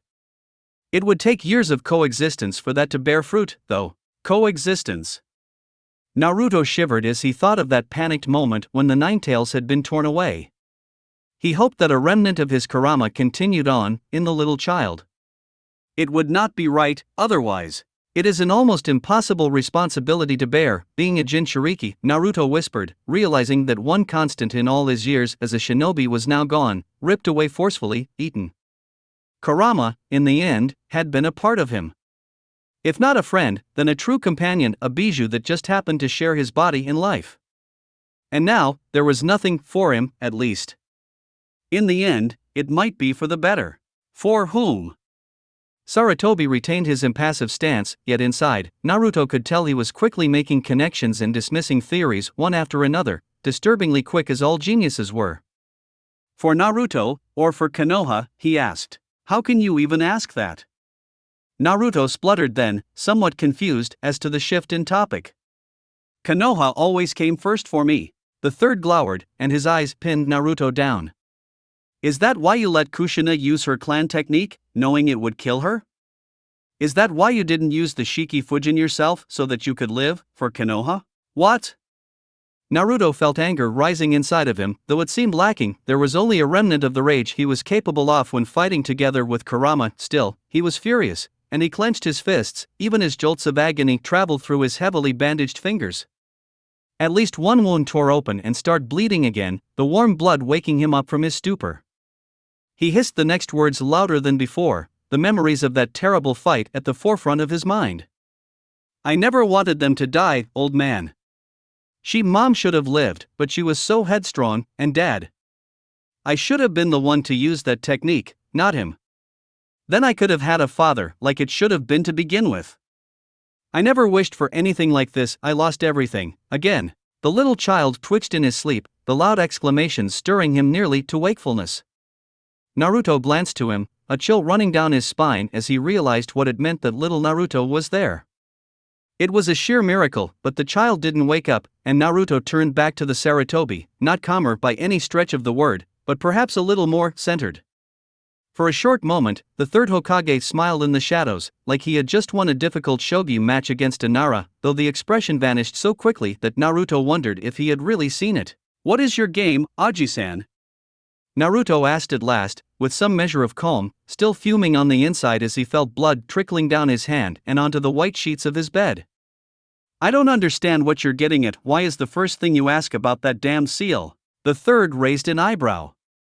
Tell me, when you sealed away the Kyuubi, you were already wounded, correct? He ignored Naruto's anger, though was visibly intrigued by his way of address. I saw the demon chakra flowing through you, coursing through your wounds. It did the same to many in the village, and all but a precious few died from it, rotting away from its corrupting influence, its poison. That only happens if you don't know how to negate its effects, Naruto grunted more than said. I do know, obviously. Don't insult my intelligence, even if I'm not a genius, you clearly know enough to dare put me in the same room with the kid. He glanced over. You've probably got me covered with more chakra suppression seals than I can count, so just spit it out. I can't stop you. How do you know the seal will hold? The third asked, ignoring the demand. Of course, I know it will work, because I've seen it do so. Naruto tried to cross his arms, staining the sheets even more, but he had to give up halfway, his arms just refused to move properly. He settled for a glare. Look, you're clearly trying to lure me into some sort of verbal trap, and I get enough of that from Shikamaru. Skip the middle part and get to the end. For a moment, he thought he saw Sarutobi smile again, though his eyes remained hard. The attack has affected many, and the Kyuubi's chakra is corrosive not only to the body, but to the mind. When we found you, you were covered in blood, and the vile chakra ate at you, even as your body expelled it. Most of those who did not die from exposure to that chakra are in the hospital too, the mental ward. Naruto felt like he would be sick. They went mad? Delusional, murderous, and indiscriminate about their targets. Most are civilians, they do not pose much of a threat. You can imagine that it is a different story with shinobi. The third sighed. I am afraid that it will be some weeks before your body recovers from what happened. You will retain scars, I believe, even with the best treatments by the very best people we have. He paused for a long while. Before we move on, we must settle something. You are not Minato, are you? Naruto blinked in confusion. Of course not, what are you? He shook his head slightly. I get it. You think I'm nuts too, don't you? But why would you? He looked at his bandaged form in dismay, realizing that between his shaggy blonde hair and his blue eyes, he did look a lot like his father. They were even about the same age, too, crazy as that was. He'd been wearing the cloak, too, and holding a three-pronged kunai. Ah. Yeah, I can see why you would. But you can do tests or something to check, right? Naruto tried to glimpse what Sarutobi was thinking as the man looked on impassively. He had spent enough time with the old Hokage to have some idea of what he was like, but he could not be sure. Yet, the thought that the old man would honestly confuse him with his father, it didn't seem likely. If he did, though, he would need to stifle that in the bud, right now. Naruto narrowed his eyes and grimaced. You've got it all backwards. Minato, my dad, is dead. I saw him die myself. I felt the last of his chakra leaving him when he used his final moments to tear out the Kyuubi's chakra, sealing some part of it in the death god. I'm not him, and I'm not sure how you can mistake us, we're kind of different. I suppose I look too much like a mummy to tell physically, but that shouldn't matter. He paused and glanced again at the little child, who was content with sleeping in, unaware of how much crazy stuff was waiting for him later in life. My name is Uzumaki Naruto. I'm not Minato, I'm his son. He winced as he dragged himself forcefully further upright, aware that something tore on his back, stitches ripping the skin apart under the stress. I used the Hiraishin. I was the second person ever, as far as I know, and as you probably know, that's a time and space jutsu. I overloaded it with Kyuubi's chakra by accident. The place that I came out, where I was finally able to get a grip, was here and now. I am the boy in that crib. I am from the future. Sarutobi nodded, and this time he definitely smiled. It wasn't a friendly smile, as it reminded Naruto more of a vicious predator rather than his Aji-san. The old man crossed his arms. Very well. Prove it. Only a few hours earlier, a student met his teacher behind closed doors in the Hokage's tower, part of which had been flattened in the Kyuubi's attack. A handful of trusted ANBU were standing guard outside the building, even as fires raged in isolated parts of it, and they did not allow anyone within hearing distance, just in case anyone tried anything funny while the village was hurting. Matters of Konoha's future were under discussion, and there was no such thing as too much security. Jiraiya of the Sannin stood by the crumbling remains of the western wing and shook his head in dismay. He had been out of the village when the attack occurred, as he was chasing down interesting tidbits in neighboring countries. It was not until a day or two later, when word of mouth crossed the borders, that he realized what had happened, and he had hurried home as quickly as he could. He had cursed his decision not to summon any of his toads while undercover, realizing that he would have known far sooner. It was too late now. IWA was as wary of Konoha as ever, and when they first spoke of the possibility that their old enemy, one that so roundly defeated them in the Third Shinobi World War, had been weakened or even destroyed, Jiraiya had put it down to the usual exaggerations that happen with rumors like that. Claims that the village was a smoking crater or burning like a candle were obviously overblown, but a pattern quickly emerged. Disaster. The Yellow Flash was dead, some claimed. Others spoke of his injuries, of being carried from the battlefield with only a bloodied cloak wrapped around him, bleeding his life out. The rumors were spread with a certain amount of glee among the people of IWA, considering the massacres that Minato had been responsible for among their forces in the war, but Jiraiya had forced himself to ignore it, and to make his way to the border with as much speed as he could without being spotted as a spy. The toads had filled him in by the time he reached Konoha's walls. Gamatora had shown him the key to a seal, though he was less than coherent about the circumstances in which he had received it, and a worrying possibility occurred to Jiraiya. The key was certainly for a very complicated seal, strong enough to lock something powerful away, something huge. Like a tailed beast, like the Kyuubi. The total silence from Konoha, either from his old sensei or his student, only made things seem more dire. Setting aside his own worries for the moment, he thought of repercussions to the international relations that he had been sent to monitor. The rumor of Minato's death alone would send a strong message to all of Konoha's enemies, declaring weakness. Although he had been a Kage for only a relatively short time, Minato's reputation was legendary, and IWA in particular was terrified of facing him on the battlefield, refusing even to come too close to the border. With him dead or wounded, they might decide that now's the time to take what they wanted. On top of that, there was Kyuubi no Yuko to consider. A tailed beast did not just vanish, and Jiraiya had a sinking feeling that he knew what had happened to it. Released from Kushina's seal, surely killing her, the only way to get rid of it would be to place it somewhere new, and he suspected that's what the key was for. It was for the seal of a new Jinchuriki. Sarutobi seemed quite surprised when Jiraiya appeared before him in the ruins of his ruined tower, exhausted and sleepy, though with boundless determination clear on his face. Without any delay, the two nin had adjourned to Minato's office, which had survived the worst of the Kyuubi's assault. "I came as quickly as I could," Jiraiya said. "The nine tails, I can scarcely believe it." He shook his head. How? How did it escape from the seal? I checked it only a month or two ago. Kushina was in good shape. The third sighed. "A good question, I do not know the answer," he replied, folding his hands together as he sat down at the desk, in the chair that had been his for decades, though it had recently become Minato's domain. "We can assume that whoever released the creature knew where it was kept, and when the seal would be at its very weakest. Childbirth." Sarutobi nodded slowly. Kushina was in a safe and secluded place, while outside the village, just in case something should go wrong. Minato was there.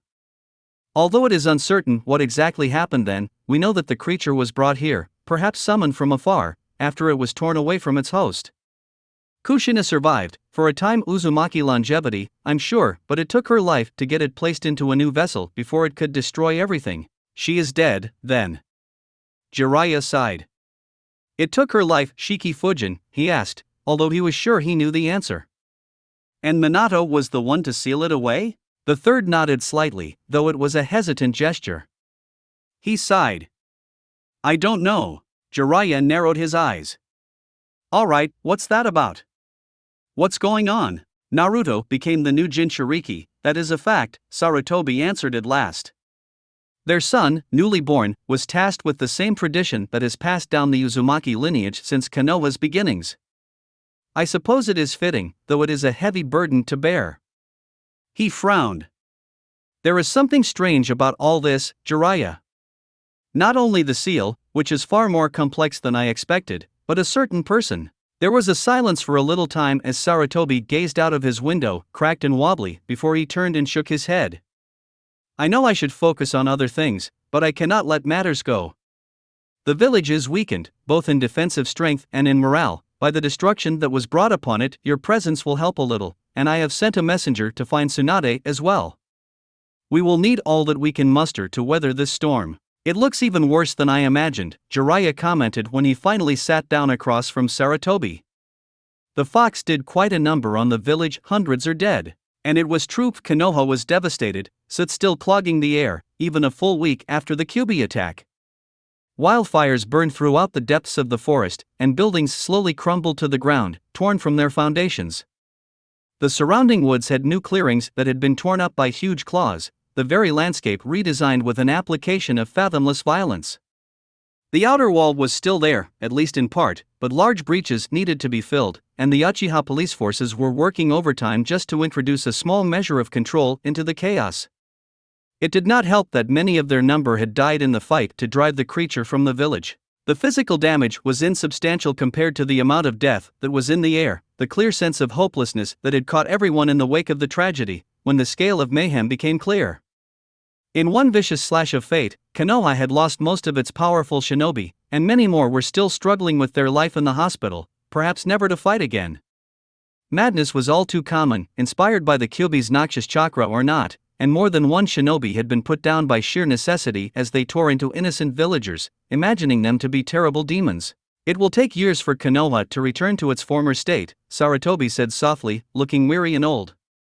I'm sure that surrounding nations are already watching us with anticipation, preparing to step in if our weakness becomes too overt to ignore. Unfortunately, that's true. Jiraiya nodded tiredly. Anoki the fence-sitter would have acted already if he wasn't afraid that the Kazekage might strike him in the back if he tried anything. Talk in the streets of Iwagakure is that the Kazekage believes Anoki might die soon and wants to use the most of the opportunity. Jiraiya took a short drink of sake, savoring the taste as he wondered how long it would be before he could truly enjoy it again. Right now he would rather drown himself in the stuff. Anoki is furious, but that probably means he's too busy to actually invade us. He went as far as to claim that he's not going to appoint a successor anytime soon, which suggests that we're an afterthought. He could change his mind, however. That talk you mentioned, the third said contemplatively, his eyes gleaming for a short moment. Was it, by any chance, started at one of Iwa's bathhouses? They do have good baths.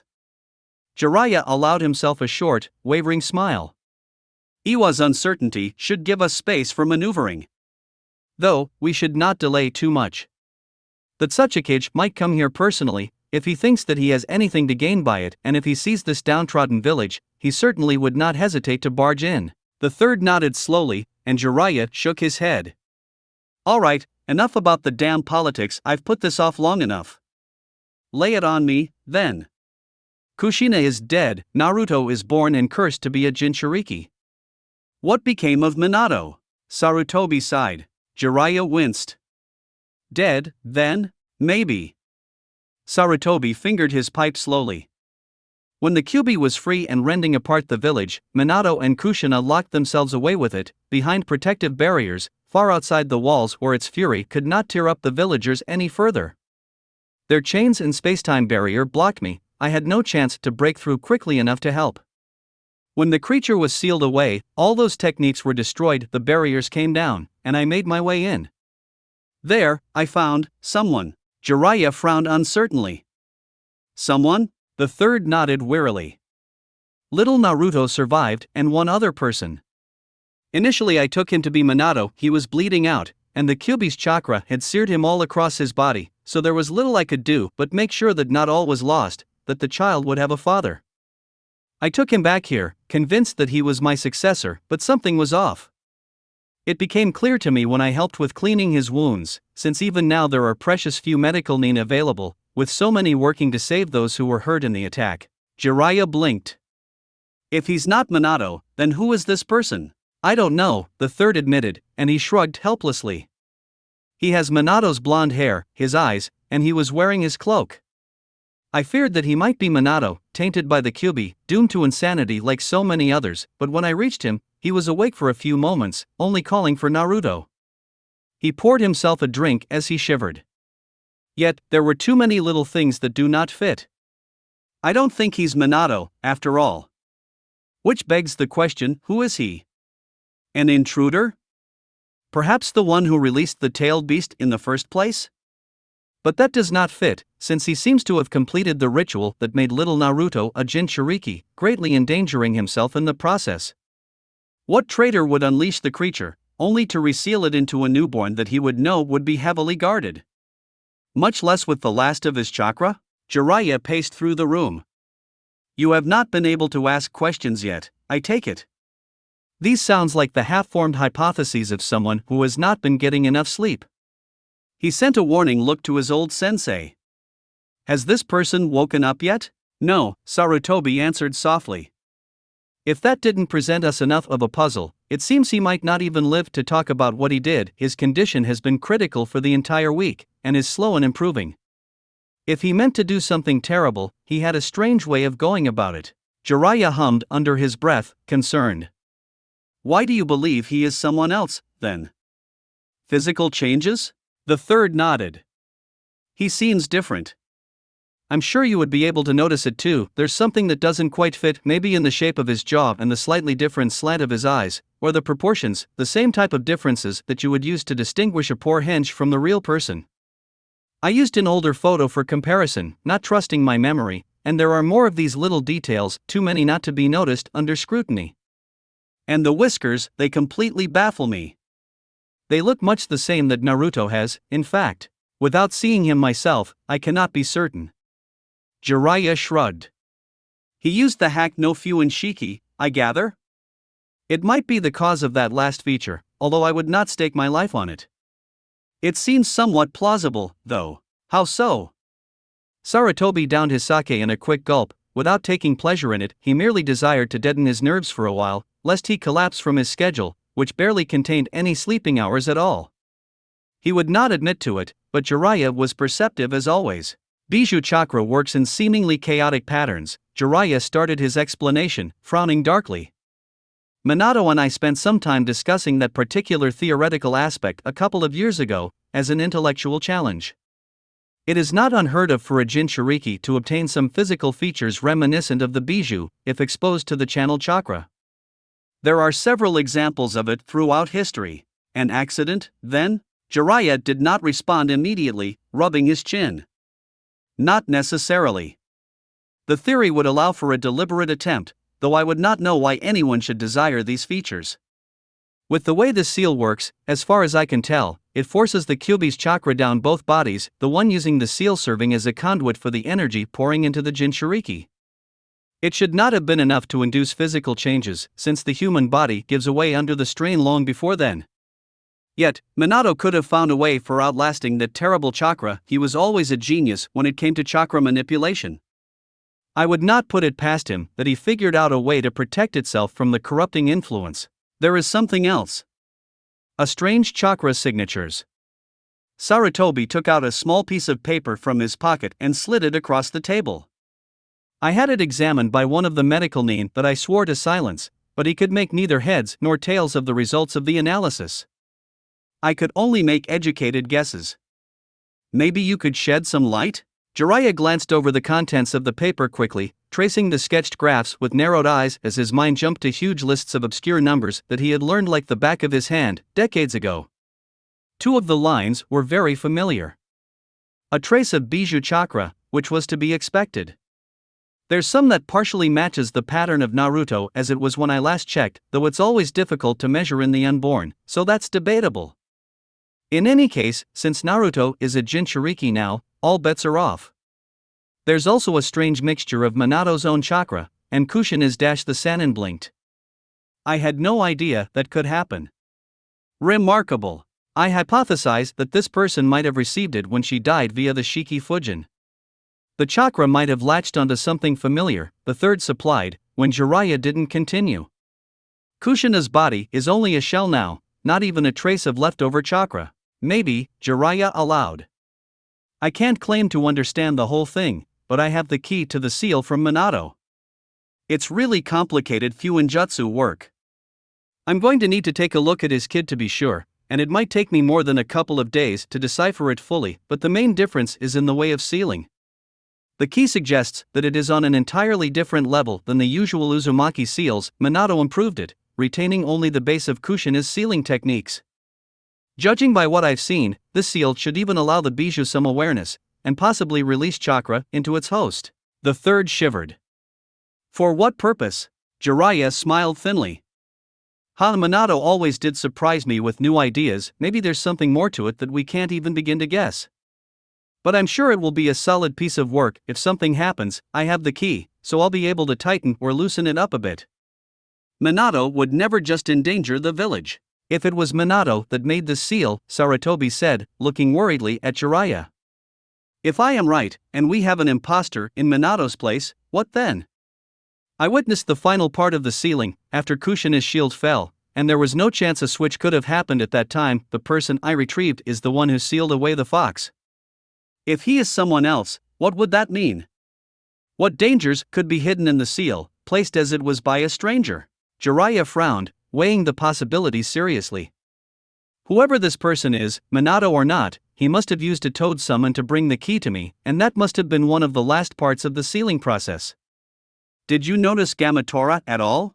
I did see a summon retreating, Sarutobi agreed. I think it was a toad, but we cannot take that for a fact. It is supposed to be impossible to trick a summoning contract, Jiraiya said.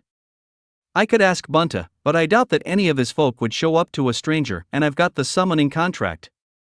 He paused for a long time.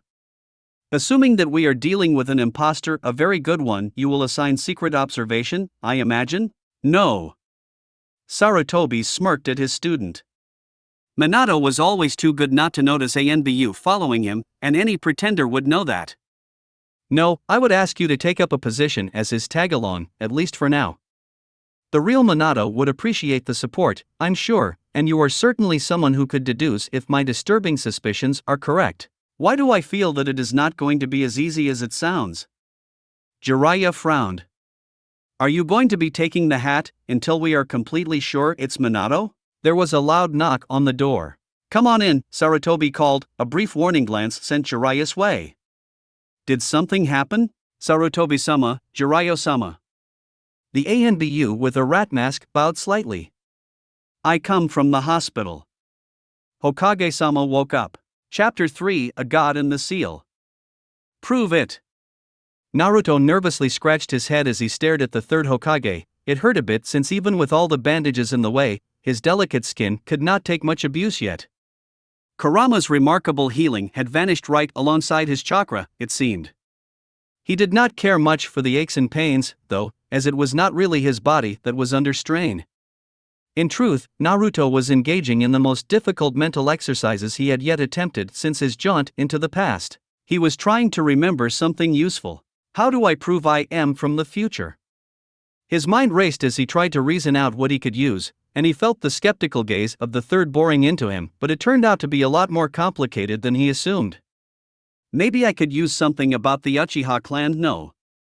He shook his head with a sigh. Right, all the Uchiha would be alive, he muttered under his breath. Most of what he remembered from the past had happened after the Kyuubi attack years from this particular present, and even if he knew things about the attack, everyone would know them in this time. It was so damn frustrating, he groaned, fidgeting rather uncomfortably in the hospital bed. The conversation had already drained him, and the few bleeding wounds that had torn in process were getting annoying, sapping his strength. He glanced up, biting his lip in annoyance. Do you have any idea how difficult this is? I've never. Wait. Maybe Orochimaru. When did he leave Konoha again? Before the attack or after? Was there something about hidden labs? Bah, take your time, Sarutobi interjected, shattering Naruto's thought process as his attention was diverted. The voice in which it was said, though mild in tone, implied anything but limitless time. The third was getting impatient. Naruto grumbled in agitation. Right, I know some things about my father. He smiled briefly, then his expression wavered again. They probably know more about him than I do. But everyone knows about him. No, wait, I got it this time. Honest. There was a pause, and the third just stared with that impenetrable gaze. Cold, almost, quite unlike what Naruto was used to from that man. I suppose the knowledge about my mom, about Uzumaki Kushina being the Kyuubi's Jinchuriki doesn't count, does it? Naruto grimaced. Considering little me is in the same room, I guess it wouldn't. He slammed his palm onto his face, the pain from a sudden movement sizzling through his muscles, sending a chill down his back. Come on, Haji-san, How the heck could I have known that history would come in handy someday? It's so boring. Sarutobi raised an eyebrow. Honestly, if there was one class I didn't care for at all in the academy. Naruto rolled his eyes. Well, except for reading about the fourth, of course, but that's recent history for you. He shook his head. If you want me to show you something that would convince you, I don't think anything I had with me survived the battle. I was half naked at the end there, which is kind of embarrassing. What was left was suffused with demonic chakra and destroyed, the third agreed.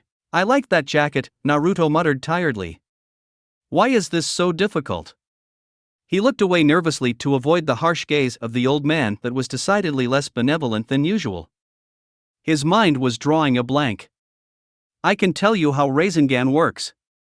No, there's more people who can do that. You need something else, something unique, the Hiraishin, maybe. Yes, that's a good one. I saw you using that technique, true, Sarutobi agreed. It hardly proves your claims, though. The Hiraishin has long been a technique that's highly coveted by many neighboring countries, not the least of which is IWA, which has dared quite a few transgressions across the border of late. He puffed on his long pipe, scowling. In fact, 2 spies were captured just this morning, taking advantage of the weakened state of the village. I'm not from IWA, and besides, no one else but me and my father knows how to perform that technique. Naruto exclaimed. That's why it was such a big step for me to start using it. It's how I screwed up and got in this mess in the first place. I'm probably one of the only people who could do what I did. The third Hokage puffed on his pipe, narrowing his eyes. Perhaps, but with only your word for it, and with the author of the technique. The third hesitated for a moment, and his eyes dimmed. Dead, or worse, that leaves me with a potentially stolen technique in a village in which one of the founding clans prizes its knowledge for taking foreign techniques. I'm not a bloody Uchiha, Naruto sputtered in outrage. Who the hell ever heard of a blonde one, anyway? And do I look like I've got pink eye? He rubbed his eyes, aghast. The third sighed. You must see, please consider my position, Naruto-san. More than 36 spies are captured each year, most of which are immediately handed over to the interrogation department. Quite a few of them have stories that are considerably more believable than your own. He shook his head. An attack such as this one would be the perfect time to slip someone through our defenses, and several have tried, as I mentioned. It is mercy on my part that allows you to remain in the hospital, rather than locked in one of our deepest cells, brought to reveal your every secret.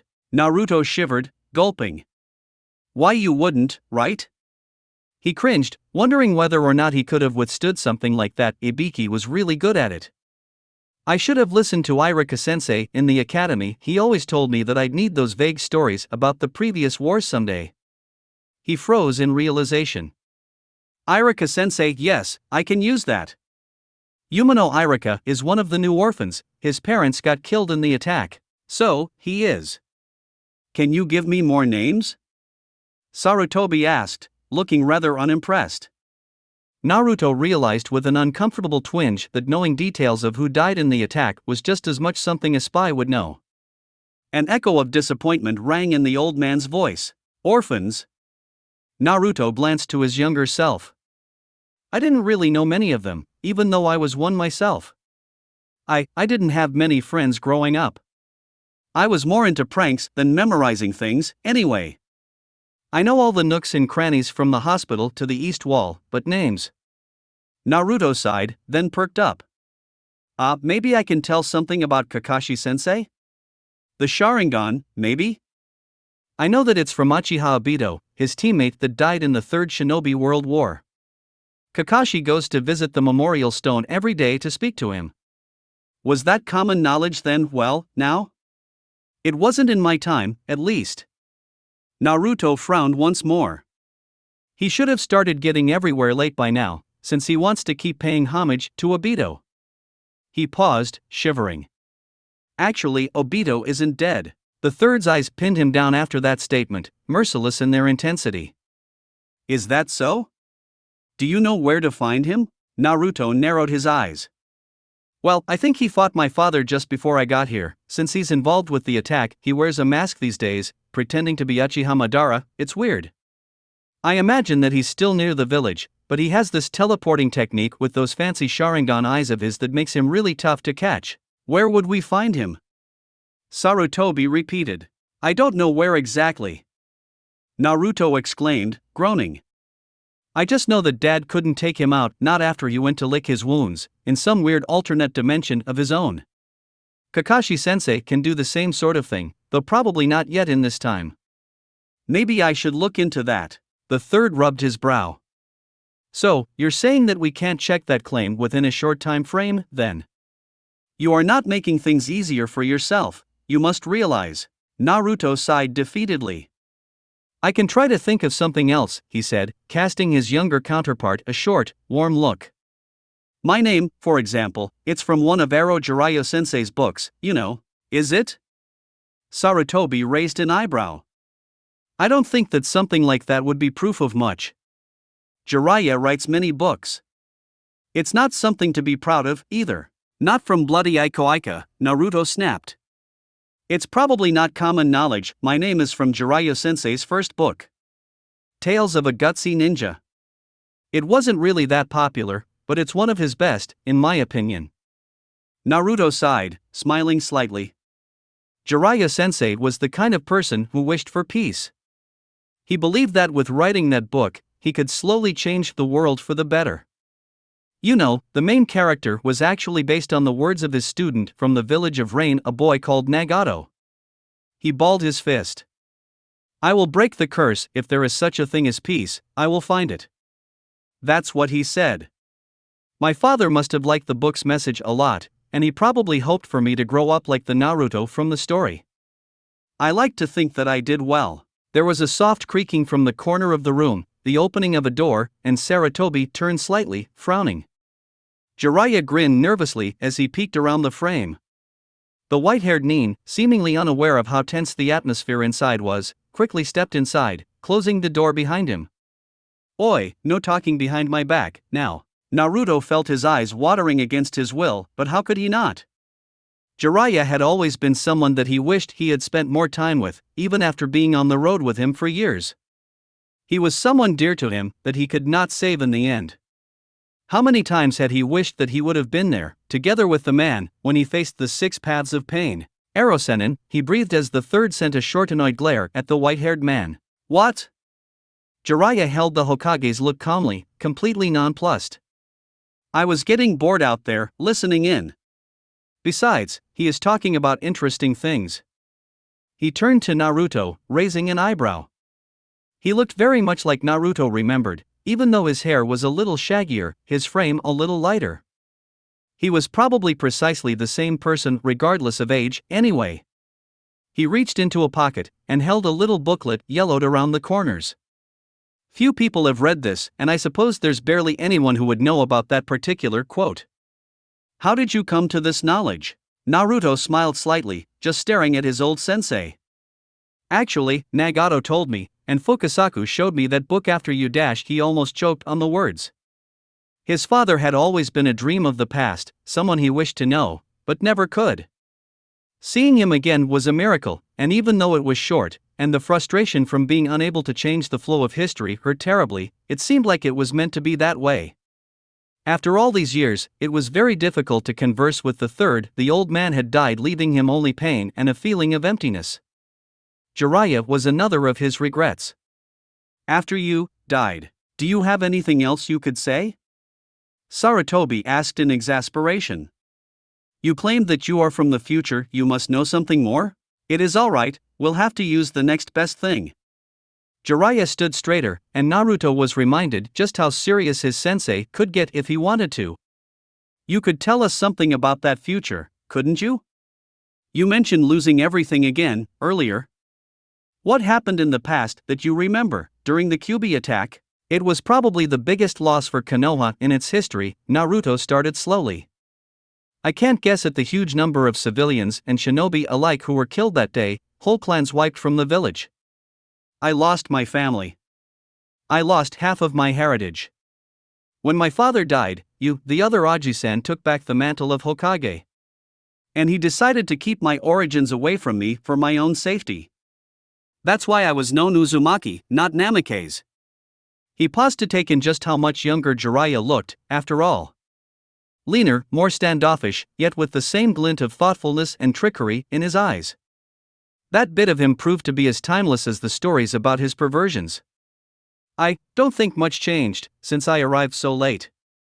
And the future, well, it'll take years before many of the things I remember will come around. Jiraiya nodded gravely, then looked nervously at his old teacher, before he leaned over. Say, how about my books? Are they more famous in the future? The third just stared for a moment, sighing in disgust. Yes, actually, Naruto said, frowning. Kakashi-sensei buys them as soon as they come out, for example. He stared incredulously at the white-haired Nin. Are you seriously asking me about that, now? Well, maybe you know how I'm going to end my current one? Jiraiya smirked. Come on, you're an adult, you must have snuck a peek sometime. What? Naruto spluttered. Erosenin, stop this nonsense, I don't remember the books that well.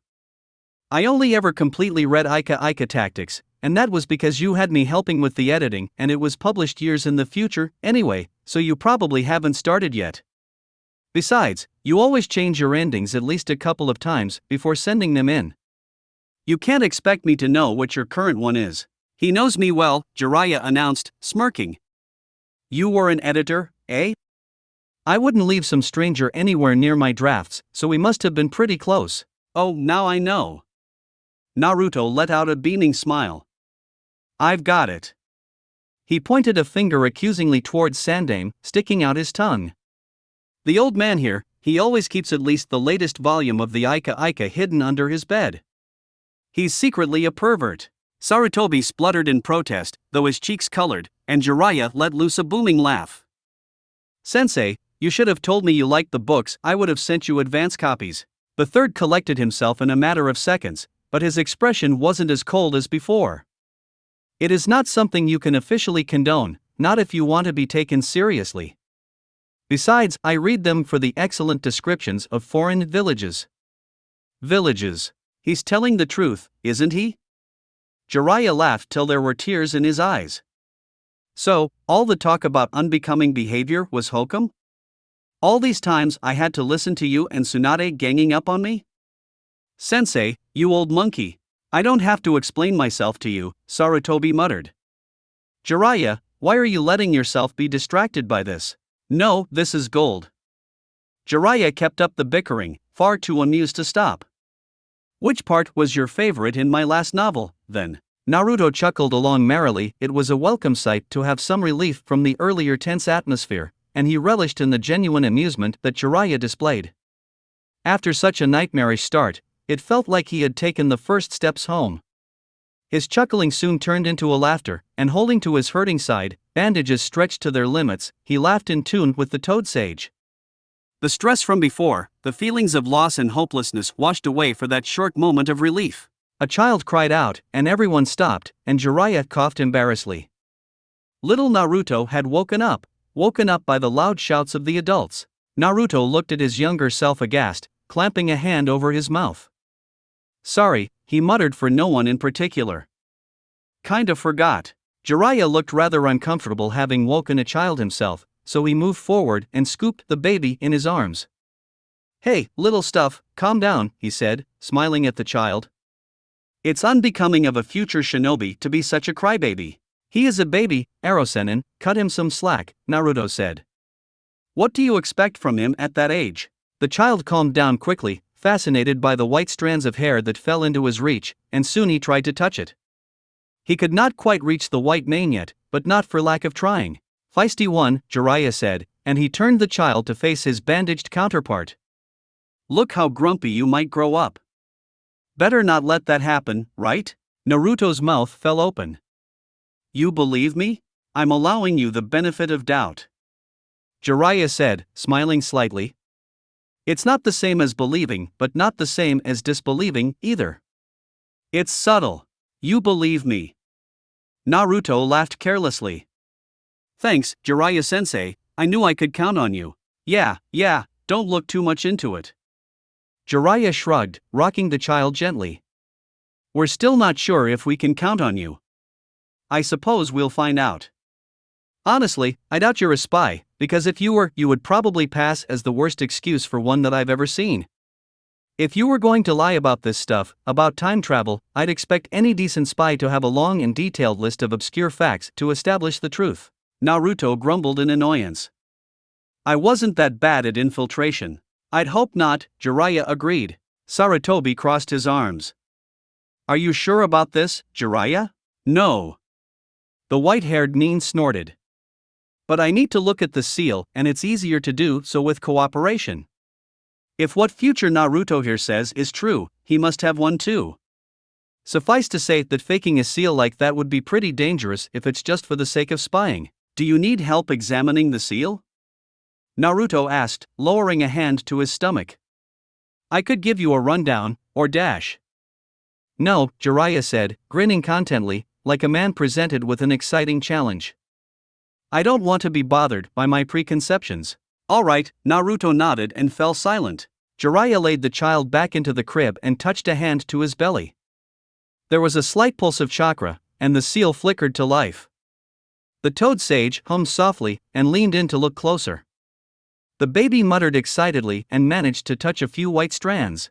Sarutobi joined the toad sage on the other side of the crib, his expression impassive. Naruto doubted that this was the first time that the Hokage looked at that particular seal. Jiraiya traced one of the lines with his finger, and the little Naruto gurgled, shying away from the sensation. Interesting. Very interesting. It's amazing to see it in person. The key was a good clue, but this is even more exciting. You have the key, Naruto commented. Good, I hope that the toads delivered it to you. Please, don't say anything, Jiraiya muttered. Let me think. It took a good 5 minutes until Jiraiya moved again. He pushed more chakra into the seal. After a few more attempts, he seemingly gave up. The QB is definitely locked away and the seal looks both powerful and as safe as it can. I'll have to do this again, preferably in a couple more months, he said to Sarutobi. I don't have much to add to what we talked before, and the bit about chakra absorption was spot on. The kid is never going to run out of chakra. I see. Sarutobi frowned. It's a heavy burden, he whispered to the child. Your father would be proud of you. He turned back to Jiraiya. Do you need the child for comparisons? I think we could move him with the other children. Especially if he's safe. Do you have to? Naruto spoke up again as Jiraiya moved closer to him. I don't want him to be left alone. I remember being lonely when I was little. We can't keep him here, especially when you're getting better. Sarutobi sighed slightly.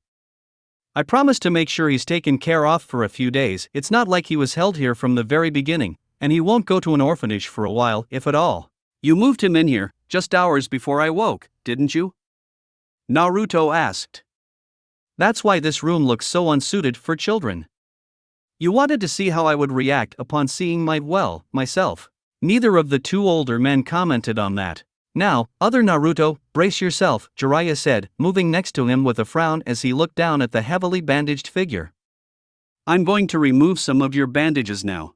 Naruto simply shivered as the first layers were removed, but, when the final, blood-soaked bits were ripped free, he choked on the sharp pain. There it was, covered by only a last layer of sticky gauze, the wound that Kurama had given him. It was partially healed over, but Naruto had to admit that it was probably the worst wound that he could remember getting, and those tended to close nearly instantly before. This is going to hurt even more. The bandages got stuck with all this blood. Why didn't you say that you were bleeding? Sorry for gritting my teeth and bearing it, Naruto murmured.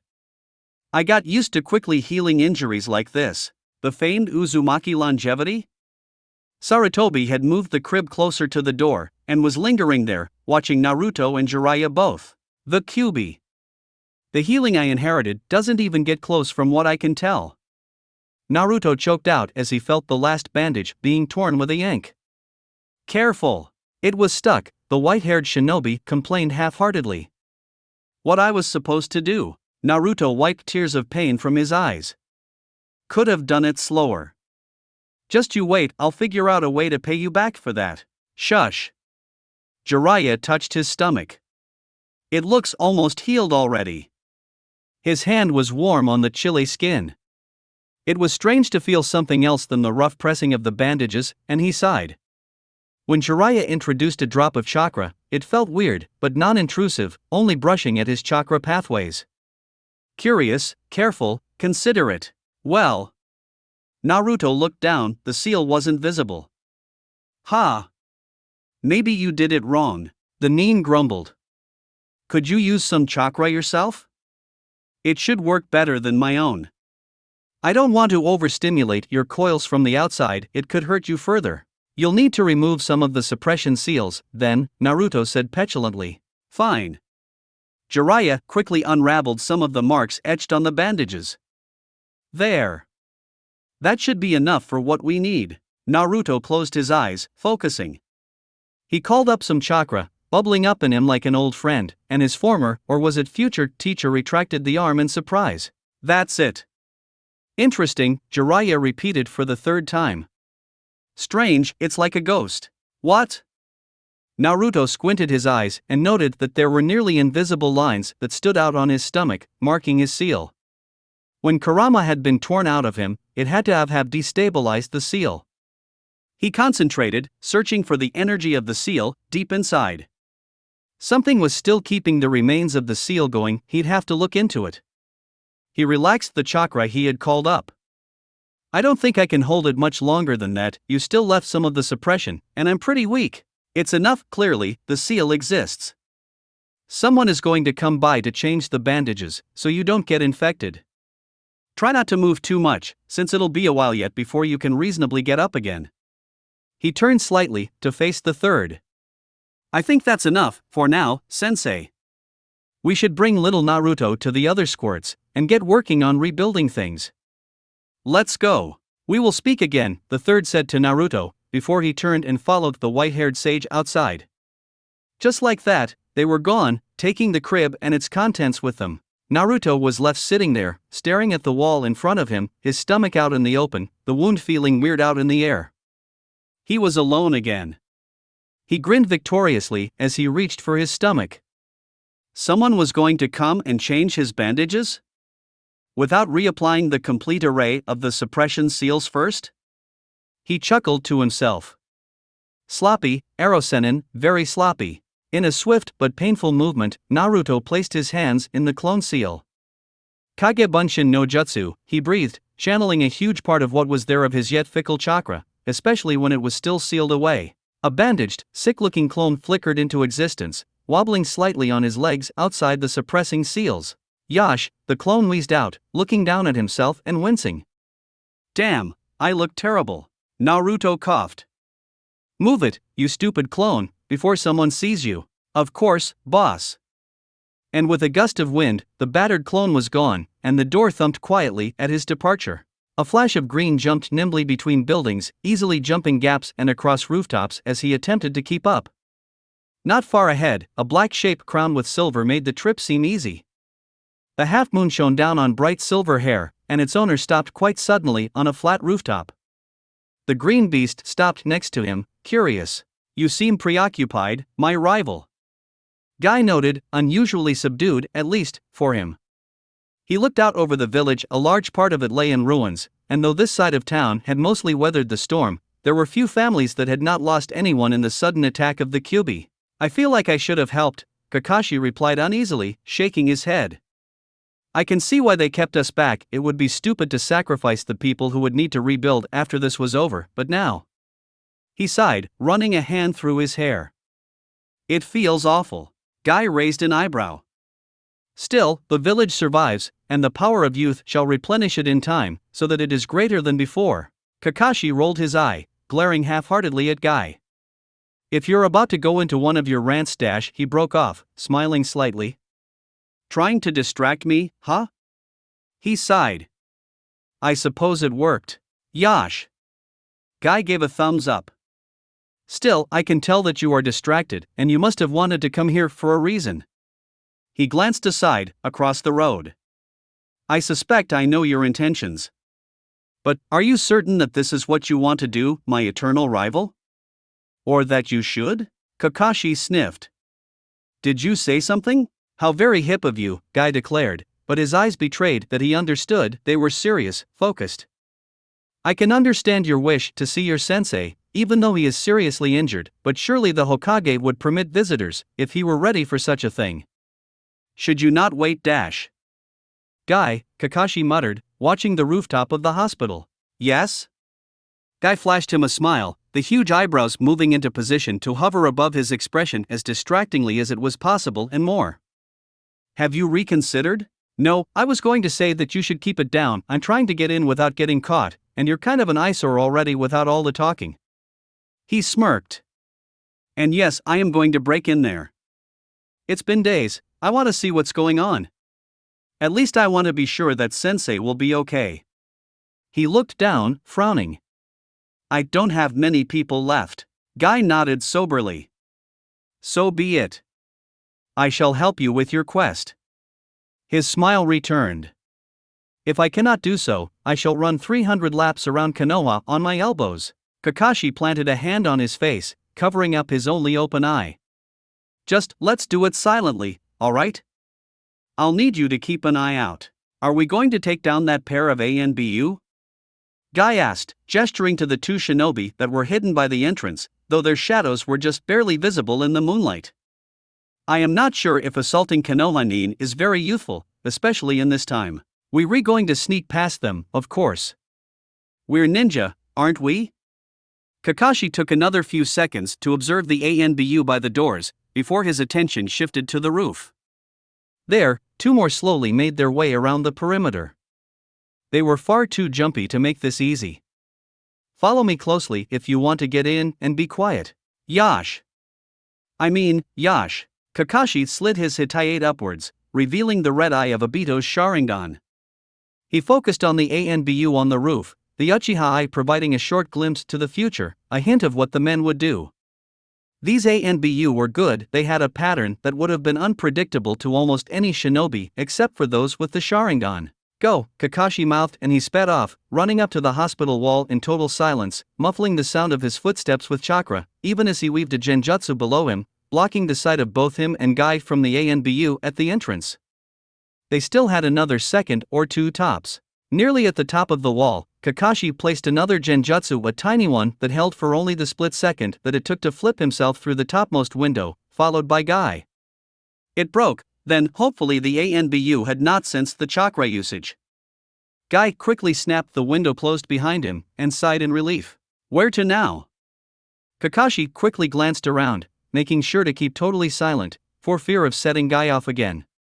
There were patients here, of course, but with cover of darkness and silence, none had woken up yet. He sneaked out into the corridor, with Guy a couple of steps behind, remarkably quiet in his own right, despite the fact that he was still wearing his obnoxious green outfit. Kakashi forced himself to ignore his desire to comment on it. Silence. Gesturing carefully to Guy, he made sure that he was aware of the need for silence, before he finally spoke. We should go to look for more guards, he suggested in a whisper. They wouldn't leave the Hokage unguarded, and 4 seems on the low end, even if most are busy in town. Very astute observation. Guy flashed another smile. I think I hear someone walking in our direction now, we should hide. Kakashi gestured his understanding, and flipped himself upwards. He affixing himself to the ceiling before he stilled completely, breathing only as much as he required. The trick in hiding was not really to weave a genjutsu constantly, that got tiring, and plenty of shinobi could sense them, but to make sure that you didn't stand out from the environment, so that there was never a reason to go looking for intruders at all. Guy disappeared in a tiny puff of smoke. He had hidden in a small niche behind a minor henge and a potted plant, and Kakashi was honestly a little impressed. Someone walked slowly yet assuredly towards them from the next hallway, and Kakashi almost cursed himself when he realized it had to be another ANBU. By the gait of the man, Kakashi figured he was tired, which was good, since tired meant unobservant. The figure wearing a mask depicting a rat's face came around the corner, apparently on patrol. Something was off though, and Kakashi only just managed to prevent himself from taking a quick breath in surprise.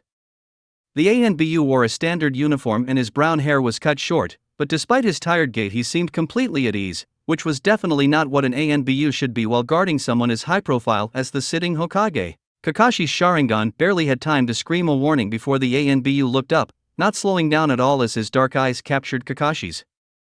Yo! Frozen in total shock for a moment, Kakashi failed to answer. He had not even sensed chakra use, which implied the ANBU had known he was there from remarkable sensory perception alone. The silver-haired Jounin debated whether to jump in and take out the ANBU, when the Nin saluted him, raising 2 fingers to the top of the mask. He moved on, unperturbed. For a split second, the man glanced to his side towards Guy, but he ignored that, too. Kakashi dropped on the ground after the ANBU was gone, utterly confused. What just happened? He asked, baffled. Maybe that ANBU knows us? Guy suggested, appearing at his side momentarily, a few stray leaves still stuck in his hair. That must mean that we're on the right track, does it not? It must be his way of saying that he's not going to turn you in. Kakashi frowned uncertainly, but he could find no more plausible explanations. Yeah, let's go with that. He suddenly faltered, and cursed silently. He had been using the Sharingan for too long, and it was getting him confused. The moment when the Nin had looked up, he could have sworn that there was something wrong with the man, but he was not so sure now. What if they had just let an intruder pass? Then again, he couldn't just go and tell anyone. While sneaking in forbidden parts of the hospital, I saw this shady-looking Nin that was obviously an ANBU. Let's move on, and hope that's our weirdness for the day, Kakashi mumbled and followed his own command, walking towards the corner that the mysterious Nin had come from. He left the Sharingan open, even though it was draining him a lot, just in case he'd need it. A few turns later, Kakashi warned Guy to stay, narrowing his eyes. There, exiting a room at the end of the hall that was flanked by another ANBU, was a medical Nin. Kakashi was sure he caught a glimpse of the yellow-haired man half-sitting in the bed behind her, and he could not suppress a satisfied grin as his conjecture was confirmed. Minato-sensei was here. Jackpot. There was no way that 6 different ANBU would be guarding the hospital, and the wing that Kakashi had decided to check first was one of the most secure places in the whole building. It made sense. I'll return in the morning, to change the bandages again, the medical Nin said in a sweet voice. Please, rest. Thank you, someone replied in a weak and rough voice, and Kakashi stilled. Yes, this was the place.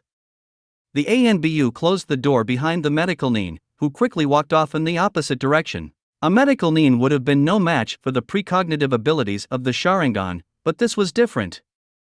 The ANBU was tall and his eyes, though half closed, were undoubtedly fully alert of everything that went on. This was one person that they couldn't pass without getting into his line of sight. There was only one choice, here. Carefully signing his intentions to Guy, he focused chakra to his eye, shuddering slightly as he felt himself weakening. Flashing around the corner, the 2 Jounin were at the ANBU's position before he had time to draw a kunai, and as Guy grasped the man's arm before it could reach his belt, Kakashi unleashed his jutsu. His Sharingan twirled as Kakashi focused his genjutsu upon its victim. The man's eyes rolled up, and he slumped down. Sweet dreams, Kakashi wheezed out, everything spinning around due to the fast chakra drain, and he grasped Guy's shoulder, just as the latter caught the Nin before he could fall and make a ruckus. Silence remained, and Kakashi sighed in relief as he raised himself up again. Go, my rival, Guy showed him a thumbs up and changed into a ko of the downed ANBU. Someone has to guard the entrance until you finish your business with your sensei. Don't take too long, my henge is no match for a determined ANBU, I am sure. Kakashi grunted and threw the disabled shinobi over his shoulder, though the weight was a bit much. The genjutsu would only work for 5 minutes or so, but just in case, he bound the ANBU's hands with a short chain, so that he could at least reapply it. Then, he opened the door and stepped inside. Kakashi?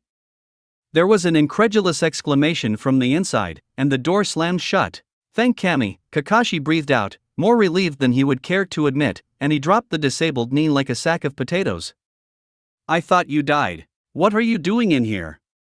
The man that could only have been his sensei asked in disbelief, but was that the sound of disappointment Kakashi heard in his voice? He followed the man's gaze to the unconscious body at his feet. It was necessary. Kakashi stepped closer, almost falling onto his knees right next to his sensei's bed as the chakra drain of his eye caught up with him, but he ignored the discomfort. He tore down the mask in a quick move, and flashed a short grin as his teacher's blue eyes widened. I thought I had lost the last. Kakashi muttered tiredly. The attack, I thought that you might have died, and that I'd be. He shook his head. I just had to see you on the off chance that the rumors were true. Thank heavens, they're not.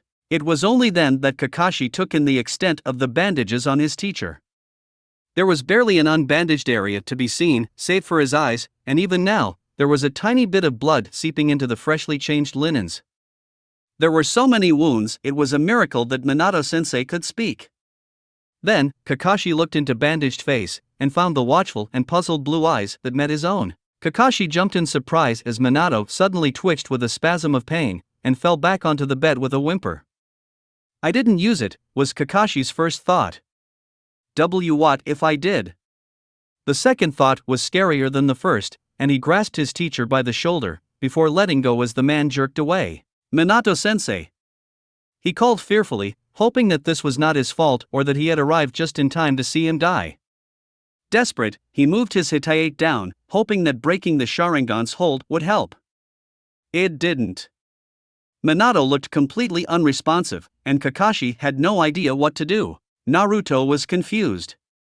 He had just had his bandages changed and wounds cleaned, and wasn't expecting anyone to show up until the early morning at the very least. However, this happened. Kakashi had torn inside his isolated room just after the medical nin excused herself, much younger and a lot more expressive than Naruto had honestly expected of him. Before he could explain that he wasn't Minato and he had no idea how to get that idea out of the boy's head without hurting him, the touch of the Sharingan sent him spinning. What was going on? Genjutsu? No, even in his weakened state, he would have at least noticed it, and he was in enough pain that he would probably snap out almost immediately. No, it was like diving into the prison seal. Maybe his own version of the seal reacted to the presence of the Sharingan, as it had always agitated the Kyuubi too? The remnants of Kurama's chakra could have been reacting to the cursed eyes. The Y fled as Naruto stood up. He was inside his head, in the old sewer-like part of his mind, where pipes flowed every which way across the walls, and the huge prison gate was. This was where Kurama lived. After a fashion, it was empty now. Or was it? Something familiar called out to him. Now that it was stronger, Naruto realized that it had been calling out for a while. He had just dismissed it, a distant hum that seemed to fall just out of reach. It was chakra, the soft hum of chakra that flowed under his skin, yet not quite his own. It was familiar. Very familiar. Dad? Naruto asked, turning around, trying to locate the source of his father's chakra. He quickly deduced the only likely place where it could be, even if it made no sense for it to be there, since it had been exhausted already. He walked towards the giant gate of his prison. There, something moved. Very slowly, the dim light of the hallway brightened, and thin bars of light appeared behind the gate, growing longer with time. There, sitting patiently behind the center of the gate, was a man. The figure moved slowly, his long blonde bangs catching the dim light from outside the cage as his head lifted. Two sky-blue eyes opened, focusing on Naruto. The fourth Hokage sat cross-legged in a few inches of water, though he seemed unconcerned with the fact that it was soaking his clothes. His long white cloak drifted on the surface, surrounding him on all sides, the flame-like edges vanishing in the darkness, giving it a tattered appearance. "Naruto," he said, and a weary smile appeared at last. "It's good to see you." Naruto ran over to the bars in consternation, staring in disbelief through the bars, though he knew that reaching inside was impossible, as long as the gate was locked. His father, his dead father, had somehow ended up in his head, and on the wrong side of Kurama's seal. How the heck did this happen? "You here, what?" He shook his head. "What?" Namake's Minato laughed softly, a clear sound that seemed out of place in the gloom of this eerie room, with its huge towering gate. The man simply observed, finally nodding. "Ah, Naruto, I see now that I should have trusted Kushina more. It was a mother's intuition, I suppose. She knew who you were, even when I was too caught up in the moment. I'm sorry about that." "Ah, yeah." Naruto rubbed the back of his head nervously, staring. I did kinda spring it all on you, didn't I? Didn't really introduce myself and all that." He sighed. "I'm sorry. It was my mistake." Minato slumped slightly, but his gaze never left Naruto. "How old are you, now?" Naruto blinked. "T23, why?" 23 years old." Minato hummed slightly. "Almost the same age as me, you know, that's strange. At least you're not older still. I wouldn't know what to think if I was younger than my child." He laughed silently to himself, though Naruto wondered if it was genuine. Finally he stopped, and calm eyes met Naruto's again. As for why I'm here. He reached out, jerking his hand back from the bars of the gate when he got close, and a little spark arced to his finger. When I took the Kyuubi's chakra from inside it, when I forced it to disperse so that it could be sealed, I was doubtful about how seriously I could take your supposed identity. Though I doubted you meant harm, I took precautions. During our fight, I placed a seal on you. He paused for a long moment. I sealed away my own chakra, so that it would go to you after I died. Just in case, so that I could finish what I started, one way or another. Naruto's eyes widened slightly. You made a seal that worked after you died? How? Minato had the dignity to look embarrassed. There are techniques to channel one's chakra like that, even if it's usually fatal, but I had little reason to suspect I would survive, so it seemed justified. It is not unlikely Kage Bunshin, a favored technique of your own if I am not mistaken. If I had used it as intended, it would have briefly taken over your body, just long enough to finish the sealing. Dad, that's amazing. Naruto grinned broadly. I got started with sealing, and I'm pretty good, but that's on another level. Considering you sealed the Kyuubi well, I would say you are more than pretty good. Don't be shy, Minato said confidently. When you finished the sealing, and that spark of my chakra faded, thankfully unnecessary, I found myself here, instead. Part of me, at least. An echo, perhaps, or a reflection. He looked at his fingers, curling them up and shrugging. As I was not sure about your identity, and I was short on time regardless, I hadn't taken into account the presence of your seal, much less an empty one. As it repaired itself, foreign chakra was drawn in and locked away, including mine. It is temporary, I'm sure, but it gives us certain opportunities. I caught you in the seal? Naruto said, shivering. The Shinigami should have dash. The Shinigami got his sacrifice. Consider me a clone, if that is easier. He reached out again, smiling sadly. Don't worry, my stay here is voluntary. I'm sure that if I dispel myself, so to say, my chakra will join the rest of me. In a few days' time, at most, that will happen on its own. But let's not do that quite yet, shall we? Naruto nodded eagerly. We spoke like this before, you know, he said, his voice wavering. The seal was breaking, you told me you had left your chakra to help me, should it ever fail. You brought me back from releasing the Nine Tails into the world, but your chakra was exhausted after that. You told me we'd probably never meet again, even if I. He swallowed thickly. The same with Mom. I know, Minato said softly, and he raised an eyebrow at Naruto's incredulous glance. I may be locked up behind these bars, but I happen to know this seal pretty well. I modified it quite a bit, and clearly you must have learned its structure somewhere along the way, since you knew exactly how to handle it. Your own seal is a little different, I've noticed. You reforged it anew at some point? Regardless, I figured it out. I got more than I bargained for, though, when I tried to gain some understanding of my host. You were unconscious, your defenses were completely gone. Naruto scowled. You broke into my head? After a fashion, Minato admitted ruefully. I saw very little, only that which seemed especially relevant. Your trip here, the Kyuubi, the truth of your identity, our other meeting. Your origins. Only a half-forgotten dream rather than a full-blown memory, but still the best I could get. He sighed deeply. Ah, Naruto, I did mess up your life, didn't I? Twice now, it seems, in two different eventualities. It's not so bad. Naruto mumbled, rubbing his stomach. Besides, the Kurama I knew is gone now, and even with all the benefits of his presence, it's sort of nice not to be a Jinchuriki for once. I'm like Gaara, now. If he can be a Kage without the Ichibi, I hope I don't count as a bijou, Minato agreed, smiling. Naruto looked down, tired. Dad, what do I do? What the hell do I do? He sunk to the floor, gazing at his flickering reflection in the water at his feet. This isn't where I'm supposed to be, I have a life, back home. The Fourth Shinobi World War was over, there was peace. What about Hinata and Sakura, and everyone else? And I was going to finally dash. He looked up, then, troubled. The Hiraishin has its limits. It can't travel to what doesn't exist yet. I can't go back, can I? Minato remained silent. I was going to beat your record, Dad. Naruto said at last, and his voice trembled. 23 years old, a year earlier than even you. I was going to finally do it, fulfill my dream. And now dash. Hokage? Minato inquired, almost breathlessly.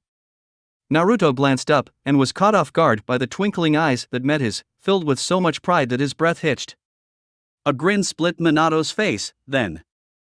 Kodame Hokage, Namake's Naruto? I like it. Naruto chuckled to himself. Rokudaime, actually, and sort of the second one. It was a bit of a mess in the war. He scratched the back of his head nervously. And I go by Uzumaki Naruto. Used to be safer, you know. And the old man thought it was best if I didn't find out about, well, you until I was older. He shrugged. In the end, it was you that told me about my origins, which you have probably already seen. Then I punched you. Yes. Minato snorted. You must have gotten that from Kushina. Probably, Naruto agreed, smiling warmly. She and I got along, the one time we met. A little of the cold misery seemed to fall away as he thought of that meeting. Though I guess you can tell that I got a few other things from you. He ran a hand through his hair, winking. Honestly, I am still unsure why I never made the connection. Guess I don't look in the mirror enough. And the statue, of course, doesn't portray all the colors that well. Minato just stared for a while, and Naruto fidgeted under that gaze. You grew up to be a lot like your parents, he said. That's good. He nodded. I saw you use the Hiraishin, and I caught that toad summoning too. You've been learning my techniques, eh? I assume Jiraiya-sensei was involved? For the toads, yes. Naruto looked troubled for a moment. He taught me the Rasengan too, and a few other things, but he died before we could get to the rest. Chin up, Minato ordered lightheartedly. He is alive, you know? Naruto blinked, and thought of the younger Jiraiya that had barged in not long ago. Right, I even talked with him. That's actually very nice. He laughed. I get to speak to him however much I want. Minato smiled kindly after a short pause. So, you figured it out, my best technique, without anyone to help you? He whistled. Something to be proud of, you know. I can see that you've got some of the skills a Hokage needs. Whole research teams failed at reproducing it during the war, and they had good reasons to dismantle it. Yes, well, I did have the advantage of an unlimited number of shadow clones. And it wasn't like I didn't have help, Naruto hedged. Plus Kyuubi and I were sort of friends, so he kept me going. Even if he complained constantly. He shook his head. Listen to me, talking about stuff that technically never happens. That is so messed up. Hey, look at it from my perspective, would you? Minato asked. I got to meet my adult son on the same day he was born. He shrugged. My would-be Hokage son, at that. Apparently Konoha needed more than just the one yellow flash. And then there's little you, too, practically a dynasty. He blinked. Wait, does that mean that I have twins, now? Except 20-ish years apart. He frowned. That is so messed up. Tell me about it, Naruto muttered, then paused. You know, there was something I was going to show the other you, but I never really got the opportunity. Naruto raised his hand, and focused. I'm sure it'll work in here. It did when I beat up the fox. Look! A sphere burst into existence, swirling in all directions as the chakra chafed against itself, and then he sharpened it, turning it into a whirling ball of shearing blades of wind. Futon, Rasengan. Minato's eyes were wide in astonishment. Is that, you did it? You perfected dash. Naruto grinned, sweat running down his back. His real body was still in the hospital bed and he couldn't continue on showing off too much. Just a bit more. Oh, I did better than that, but the other stuff is a bit too powerful to pull off in here. I'd worry about blowing my head off. The Rasen Shuriken can be thrown, you know. Tsunade Bashan put it in the secret scroll and S-rank technique. Oh yeah, amazing. Minato exclaimed. Ah, Kushina, our son's a genius. Naruto snickered. Not really, but thanks. Jiraiya-sensei and Kakashi-sensei helped me with it. And it took a lot of time and shadow clones by the hundreds. He shivered as he thought back to that training session, especially with the added urgency that was part of it at the time. Right now, it seemed like he made an impossible amount of progress in a short time, going from a B rank to an S rank shinobi in only a few years. I'm feeling inadequate now, Minato said, nervously scratching the back of his head. It took me 3 years to develop the Rasengan, and I never did get around to the rest of it. Yeah, Jiraiya-sensei was impressed when I pulled it off in a week. Minato coughed. What? Tsunade-bashan made a bet with me. I spent the whole week working on it, until I pulled it off. I'm sure you can find that memory in here, somewhere. He laughed at his father's expression. I must be an idiot, Minato said in a tortured voice, slumping. Naruto snorted. You're still considered the finest ninja that Konoha ever produced, you can't whine. Minato rolled his eyes. Yes, well, Jiraiya-sensei does have a big mouth like that. I think he wants everyone to think that he's the best teacher ever, now that he's too old to keep up with the younger folk. The Raikage agrees with him. He raised an eyebrow. Actually, you sort of become a legend, heroic sacrifice, and all that. Oh, brother. Dad. Minato twitched, looking a little uncomfortable, then he looked serious again. Naruto, as nice as a little meeting is, there are things we should discuss. Important things. He paused. With me gone, I'm sure that they'll pick a new Hokage dash. Actually, the last time this happened, the third took up the hat again. He frowned. You know, the third has this weird theory that I might be you just with brain damage or something. So, I have no clue how things are gonna go this time around. Me with brain damage? I can see why they thought that. Minato chuckled at Naruto's affronted expression. I kid. In any case, I need you to relay a message or two, since I seem to be unable. But first, do you know of the masked man that attacked the village? Yes, Naruto sighed, frowning. It's Obito. What? Minato frowned in confusion, and he narrowed his eyes. My Obito? No, how could he survived. Why would someone like that ever? He muttered to himself, scowling. I don't understand who could have forced him to behave like that, but I believe you. You would know everything. Obito, it was a mess, Naruto said. Everything has been rather crazy, just take my word for that, it's been completely hectic. But it all worked out in the end. Even if we lost many great people along the way. He sighed. Since I'm here, and I'm probably stuck, maybe I can help. At least I am not leaving you with a mystery to unravel. Minato let out a relieved breath. I was afraid that your future had gone terribly wrong and you tried to escape with a Hiraishin, but it seems like I worried needlessly. When I tried to find images of your future, I didn't know what any of it meant. He looked away, troubled. Obito, huh? I still have no idea what I should do. Naruto admitted. I always had a goal or a challenge, but this situation is too difficult even for me to predict. I can write the future again, since it never was written from where we are standing now. Yet, what if I do something that makes it all for the worse? You lived through a shinobi war, and was the Hokage to be, yet you still have doubts about yourself? Minato reached out towards the bars of the gate. There was a tiny speck yellow of lightning zapping right at his fingers as he snatched his hand away at the very last second. Not to worry, it does that. He flexed his fingers gingerly. I meant to say that you shouldn't be afraid of uncertainty while making choices, since it's the uncertainty itself that proves your wisdom. Is that a quote?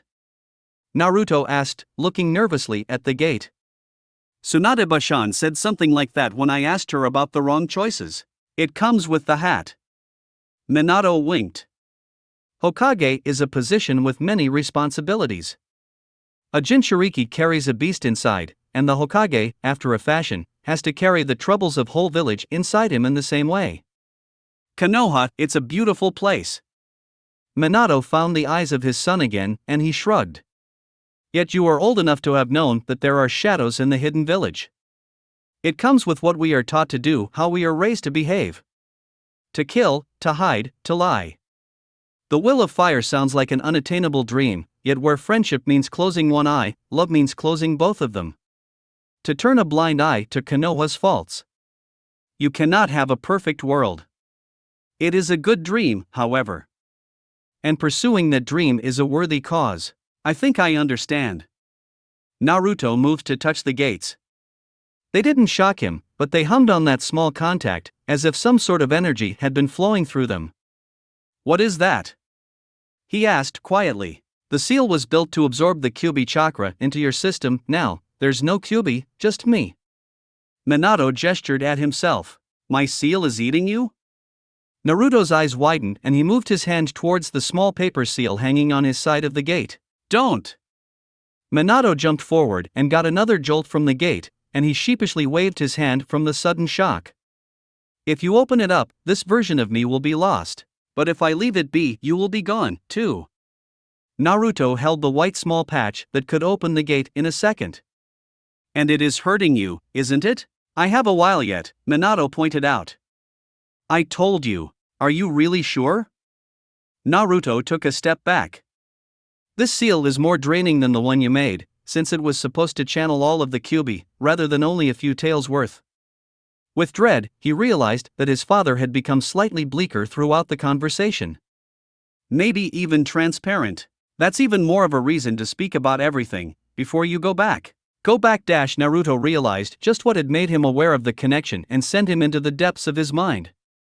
Kakashi, time flows more slowly here, there is no hurry. Minato frowned. Is Kakashi alright? I hope he is. He has great potential and an even greater heart, yet his life wasn't kind to him. Kakashi could be a great friend. He was. Naruto grinned. He was the weirdest and most impossible sensei I have ever had. Yet, at the very same time, he also taught me a lot of things I hold dear, and he was the one to tell me the true secret of the Kage Bunshin. Good. I know you must have taught him something too. Naruto laughed. A thing or two. So, you met my Kakashi, Minato said. Just before arriving here, I take it? He looked so young. Naruto said the first thing that came to his mind. When he entered the room, it was like seeing a dream. It was like some teenager just barged in, rather than the veteran I'm used to. Yet, he is that hardened veteran already, don't forget that. He's a product of his age, of this war we have just had. Minato sighed. He has lost great many things in his life, and it seems like it's always losses rather than achievements that shape the people into their true image. He looked so broken just now. I see. Minato crossed his arms and paced around for a while. Maybe he stilled for a bit. No, you were right, earlier. Days was too a generous estimation. Probably hours instead. You did a good job on the seal, I should commend you. Naruto looked away. Is there anything I could do for you? Protect Konoha. Minato began slowly. Learn. Love. Live. Naruto shook his head. I meant for you. I'd do those things anyway. Minato grinned at that. Well, you could help me say my goodbyes, I suppose. He fell silent for a moment, his smile wavering. Kushina perish together with me. Little Naruto, take care of him, will you? He could use an older brother, and I hope you would benefit from that. Tell him about me, someday when he will understand. Apologize for me. Of course, that's a given. Anyone else? Sarutobi, that is, the third Hokage. Minato took a deep breath. Tell him that he was right the first time we met. I am crazy enough to sacrifice my life first and think second. Yet, I do not think that he has taught me wrong, and I always had his example to learn from. He stayed silent for a moment. He helped me get ready to be the Hokage, and I really appreciate it. Naruto cocked his head to the side slightly. I never really discussed you with him, but he did mention that you embodied the will of fire. Minato shrugged at the compliment. Next is Jiraiya. There are many things that I'd like to say to Jiraiya-sensei, most of them things that you will probably tell him yourself, given enough time in his company. Tell him to remain how he always was. Cheerful in the face of danger, serious in the meeting of a council and insightful in all delicate matters.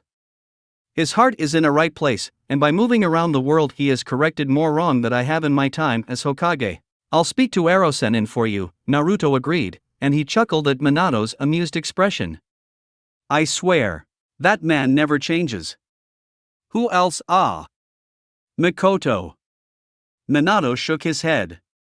That is not my goodbye to give, but Kushina would have wanted me to, had I survived. I pass on that task to you. Tell her that she helped my wife more than anyone in the village, and that Kushina always hoped to see Sasuke and Naruto play together. Naruto stiffened. She's Sasuke's mother? You knew him, then?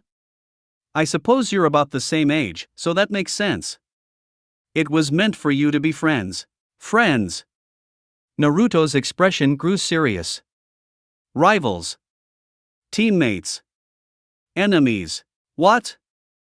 Minato frowned. What happened? Obito, he arranged the whole Uchiha clan to be murdered before a coup attempt, Naruto said through his clenched teeth.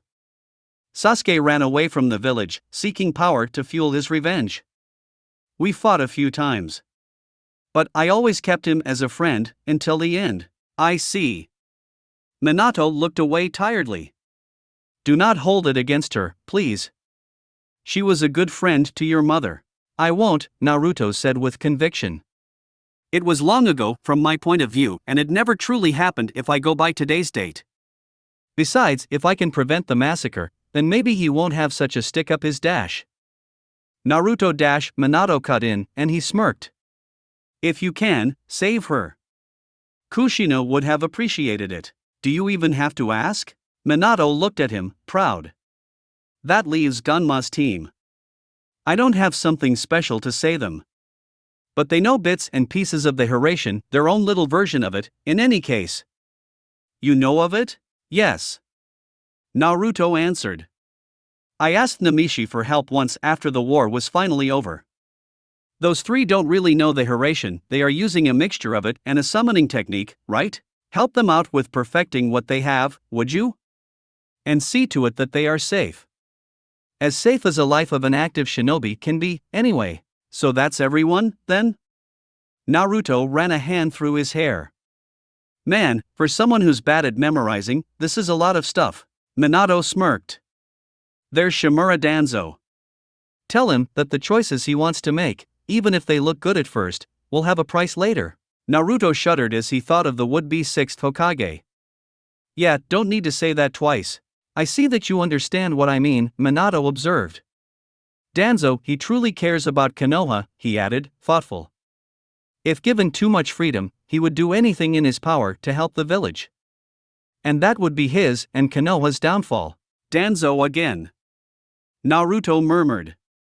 To borrow a phrase, troublesome. There is one last person that I should leave a message for, though I'd never expected that I'd get the chance.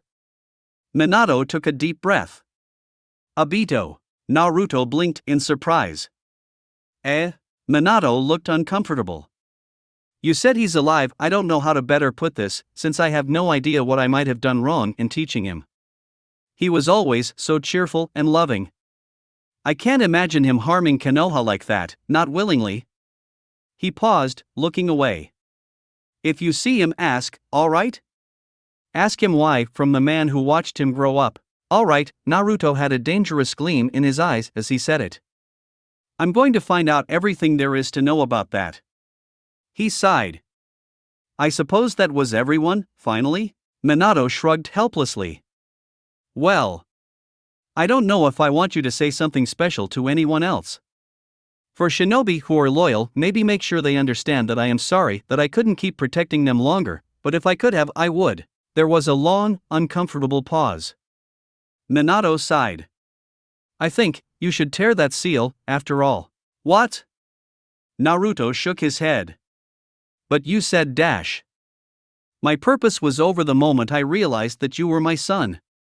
My wish was granted the second I learned what you have achieved in your life. I am an echo, Naruto, memories and dreams of the man I was, caught in chakra. Keeping me here would not bring you happiness, be it a couple of hours or even the whole week. It is better to end this in one decisive stroke, one last breath of freedom. Are you sure? Naruto rubbed his eyes with his left hand, while reaching out with his right. Maybe there is another way? Maybe you'll remember something else you needed to tell me. And why didn't you leave any sort of words for Kakashi? Caught that, did you? Minato winked. When you tear the gate down, I will get a minute of freedom, the minute that I intended to use to seal the Kyuubi. Last words, if you will. If anyone could use those, it's Kakashi. I will try not to leave you empty-handed, either. I'm just an echo, but I know a few tricks. You'll know what I mean after I'm gone. Naruto took a deep breath. So, this is it? Yes. Naruto tensed. Alright, goodbye, Dad. He tore down the tiny piece of paper and the gust of wind tore at the gate. They shattered and fell down, irreparably broken, and Minato took a step towards him. Another. Nothing stopped him this time, and he ruffled Naruto's hair, before he wrapped him in a brief hug. Live long and always listen to your heart.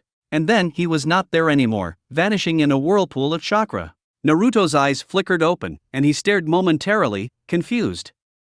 The Sharingan was gone, only one eye of Kakashi's was staring at him in pure terror, shaking him ever so slightly. Clearly the boy was unwilling to touch him too strongly, considering all the bandages. Naruto's hand moved by itself, touching down firmly on top of Kakashi's silver bundle of hair. Then, it ruffled them. The gesture was so familiar, yet at the same time, so incredibly alien. Naruto couldn't have imagined how he would have ever gotten the idea to do so. Sensei? Kakashi's voice echoed strangely in the small room. Do you need me to call help? He looked pained. I'd get in trouble, but dash. I am alright, Naruto felt his own voice answer with a certain degree of calmness that he did not have. Kakashi, have you been skipping out on sleep again? I can tell. Kakashi grumbled something under his breath. Naruto didn't catch it. His lips started to move once again, and Naruto felt that if he wanted, he could have stopped the whole thing, cut the thread, yet he didn't. He just let it. Felt incredibly weird, incredibly wrong, but he could bear it, for his father. You keep dreaming of her, the shade of Minato said through his son. It is not your fault. You need to stop beating yourself up about it. You had your time of pain and regret. She was the one who made the choice. And Rin held to that choice until the very end. You can't blame her for remaining truthful to herself. Nor can you keep blaming yourself for your own choices. Why are you telling me this? Kakashi asked, a few tears running down from his eye, and his Hitayate looked suspiciously moist, too. No one is immortal, Kakashi. You know that even more than some others. I will not be able to watch over you like I'd like to. I need you to get your head straight. But dash. Naruto let his hand ruffle the hair one last time. Inside he felt weird, restrained. Whatever effect his father's specter had, it was fading fast. The war took away your childhood. Naruto felt his voice cracking and started helping the process by guessing at what his father wanted to say. You need to take a moment for yourself and try to find what you are missing, to break the limits you have set with your beliefs. Please, Kakashi, live for me if not for yourself. Don't speak like you're going to die. With that one sentence, Naruto's vision of Kakashi shattered. Gone was the extremely competent yet extravagant shinobi. In his place, for the short while, there was Kakashi, the 14-year-old boy, afraid for the life of his last friend and teacher. Everyone dies. We shinobi just get to choose how. And then, there was nothing. Minato was gone. Kakashi, Naruto called the name the same way his father had, with a hint of compassion and sadness, but a moment, he wondered what he should say. He could not just come out and tell the boy that his sensei had just, he could not tear the boy's hope apart, not here, not now. What came out was, I'll take care of you, I promise. Minato-sensei, Kakashi leaned forward, gave the shortest hug in the history of short hugs, and then jumped back, putting on his black fabric mask once again. Naruto did not have the time to marvel over the fact that he had seen under it for the first time. Thank you, the teen said, and there was a pause. You're not going to tell anyone that I broke the rules, are you? Naruto smiled tiredly. Those who break the rules are trash, isn't that right, Kakashi? But those who abandon their comrades are worse than trash. He gestured weakly to the door. I don't remember seeing anyone. Kakashi saluted shortly. I will wait until you're healed up, then. Naruto looked a little troubled at that prospect, but kept his comments to himself. There was a knock from the other side of the door at that moment. 5 minutes have passed, came a muffled warning from outside. Oh! Kakashi jumped like he had just been hit. "Guy, we're leaving," he shouted through the door. He picked up the ANBU, dusted off his vest a bit, and straightened the animal mask. There, good as new.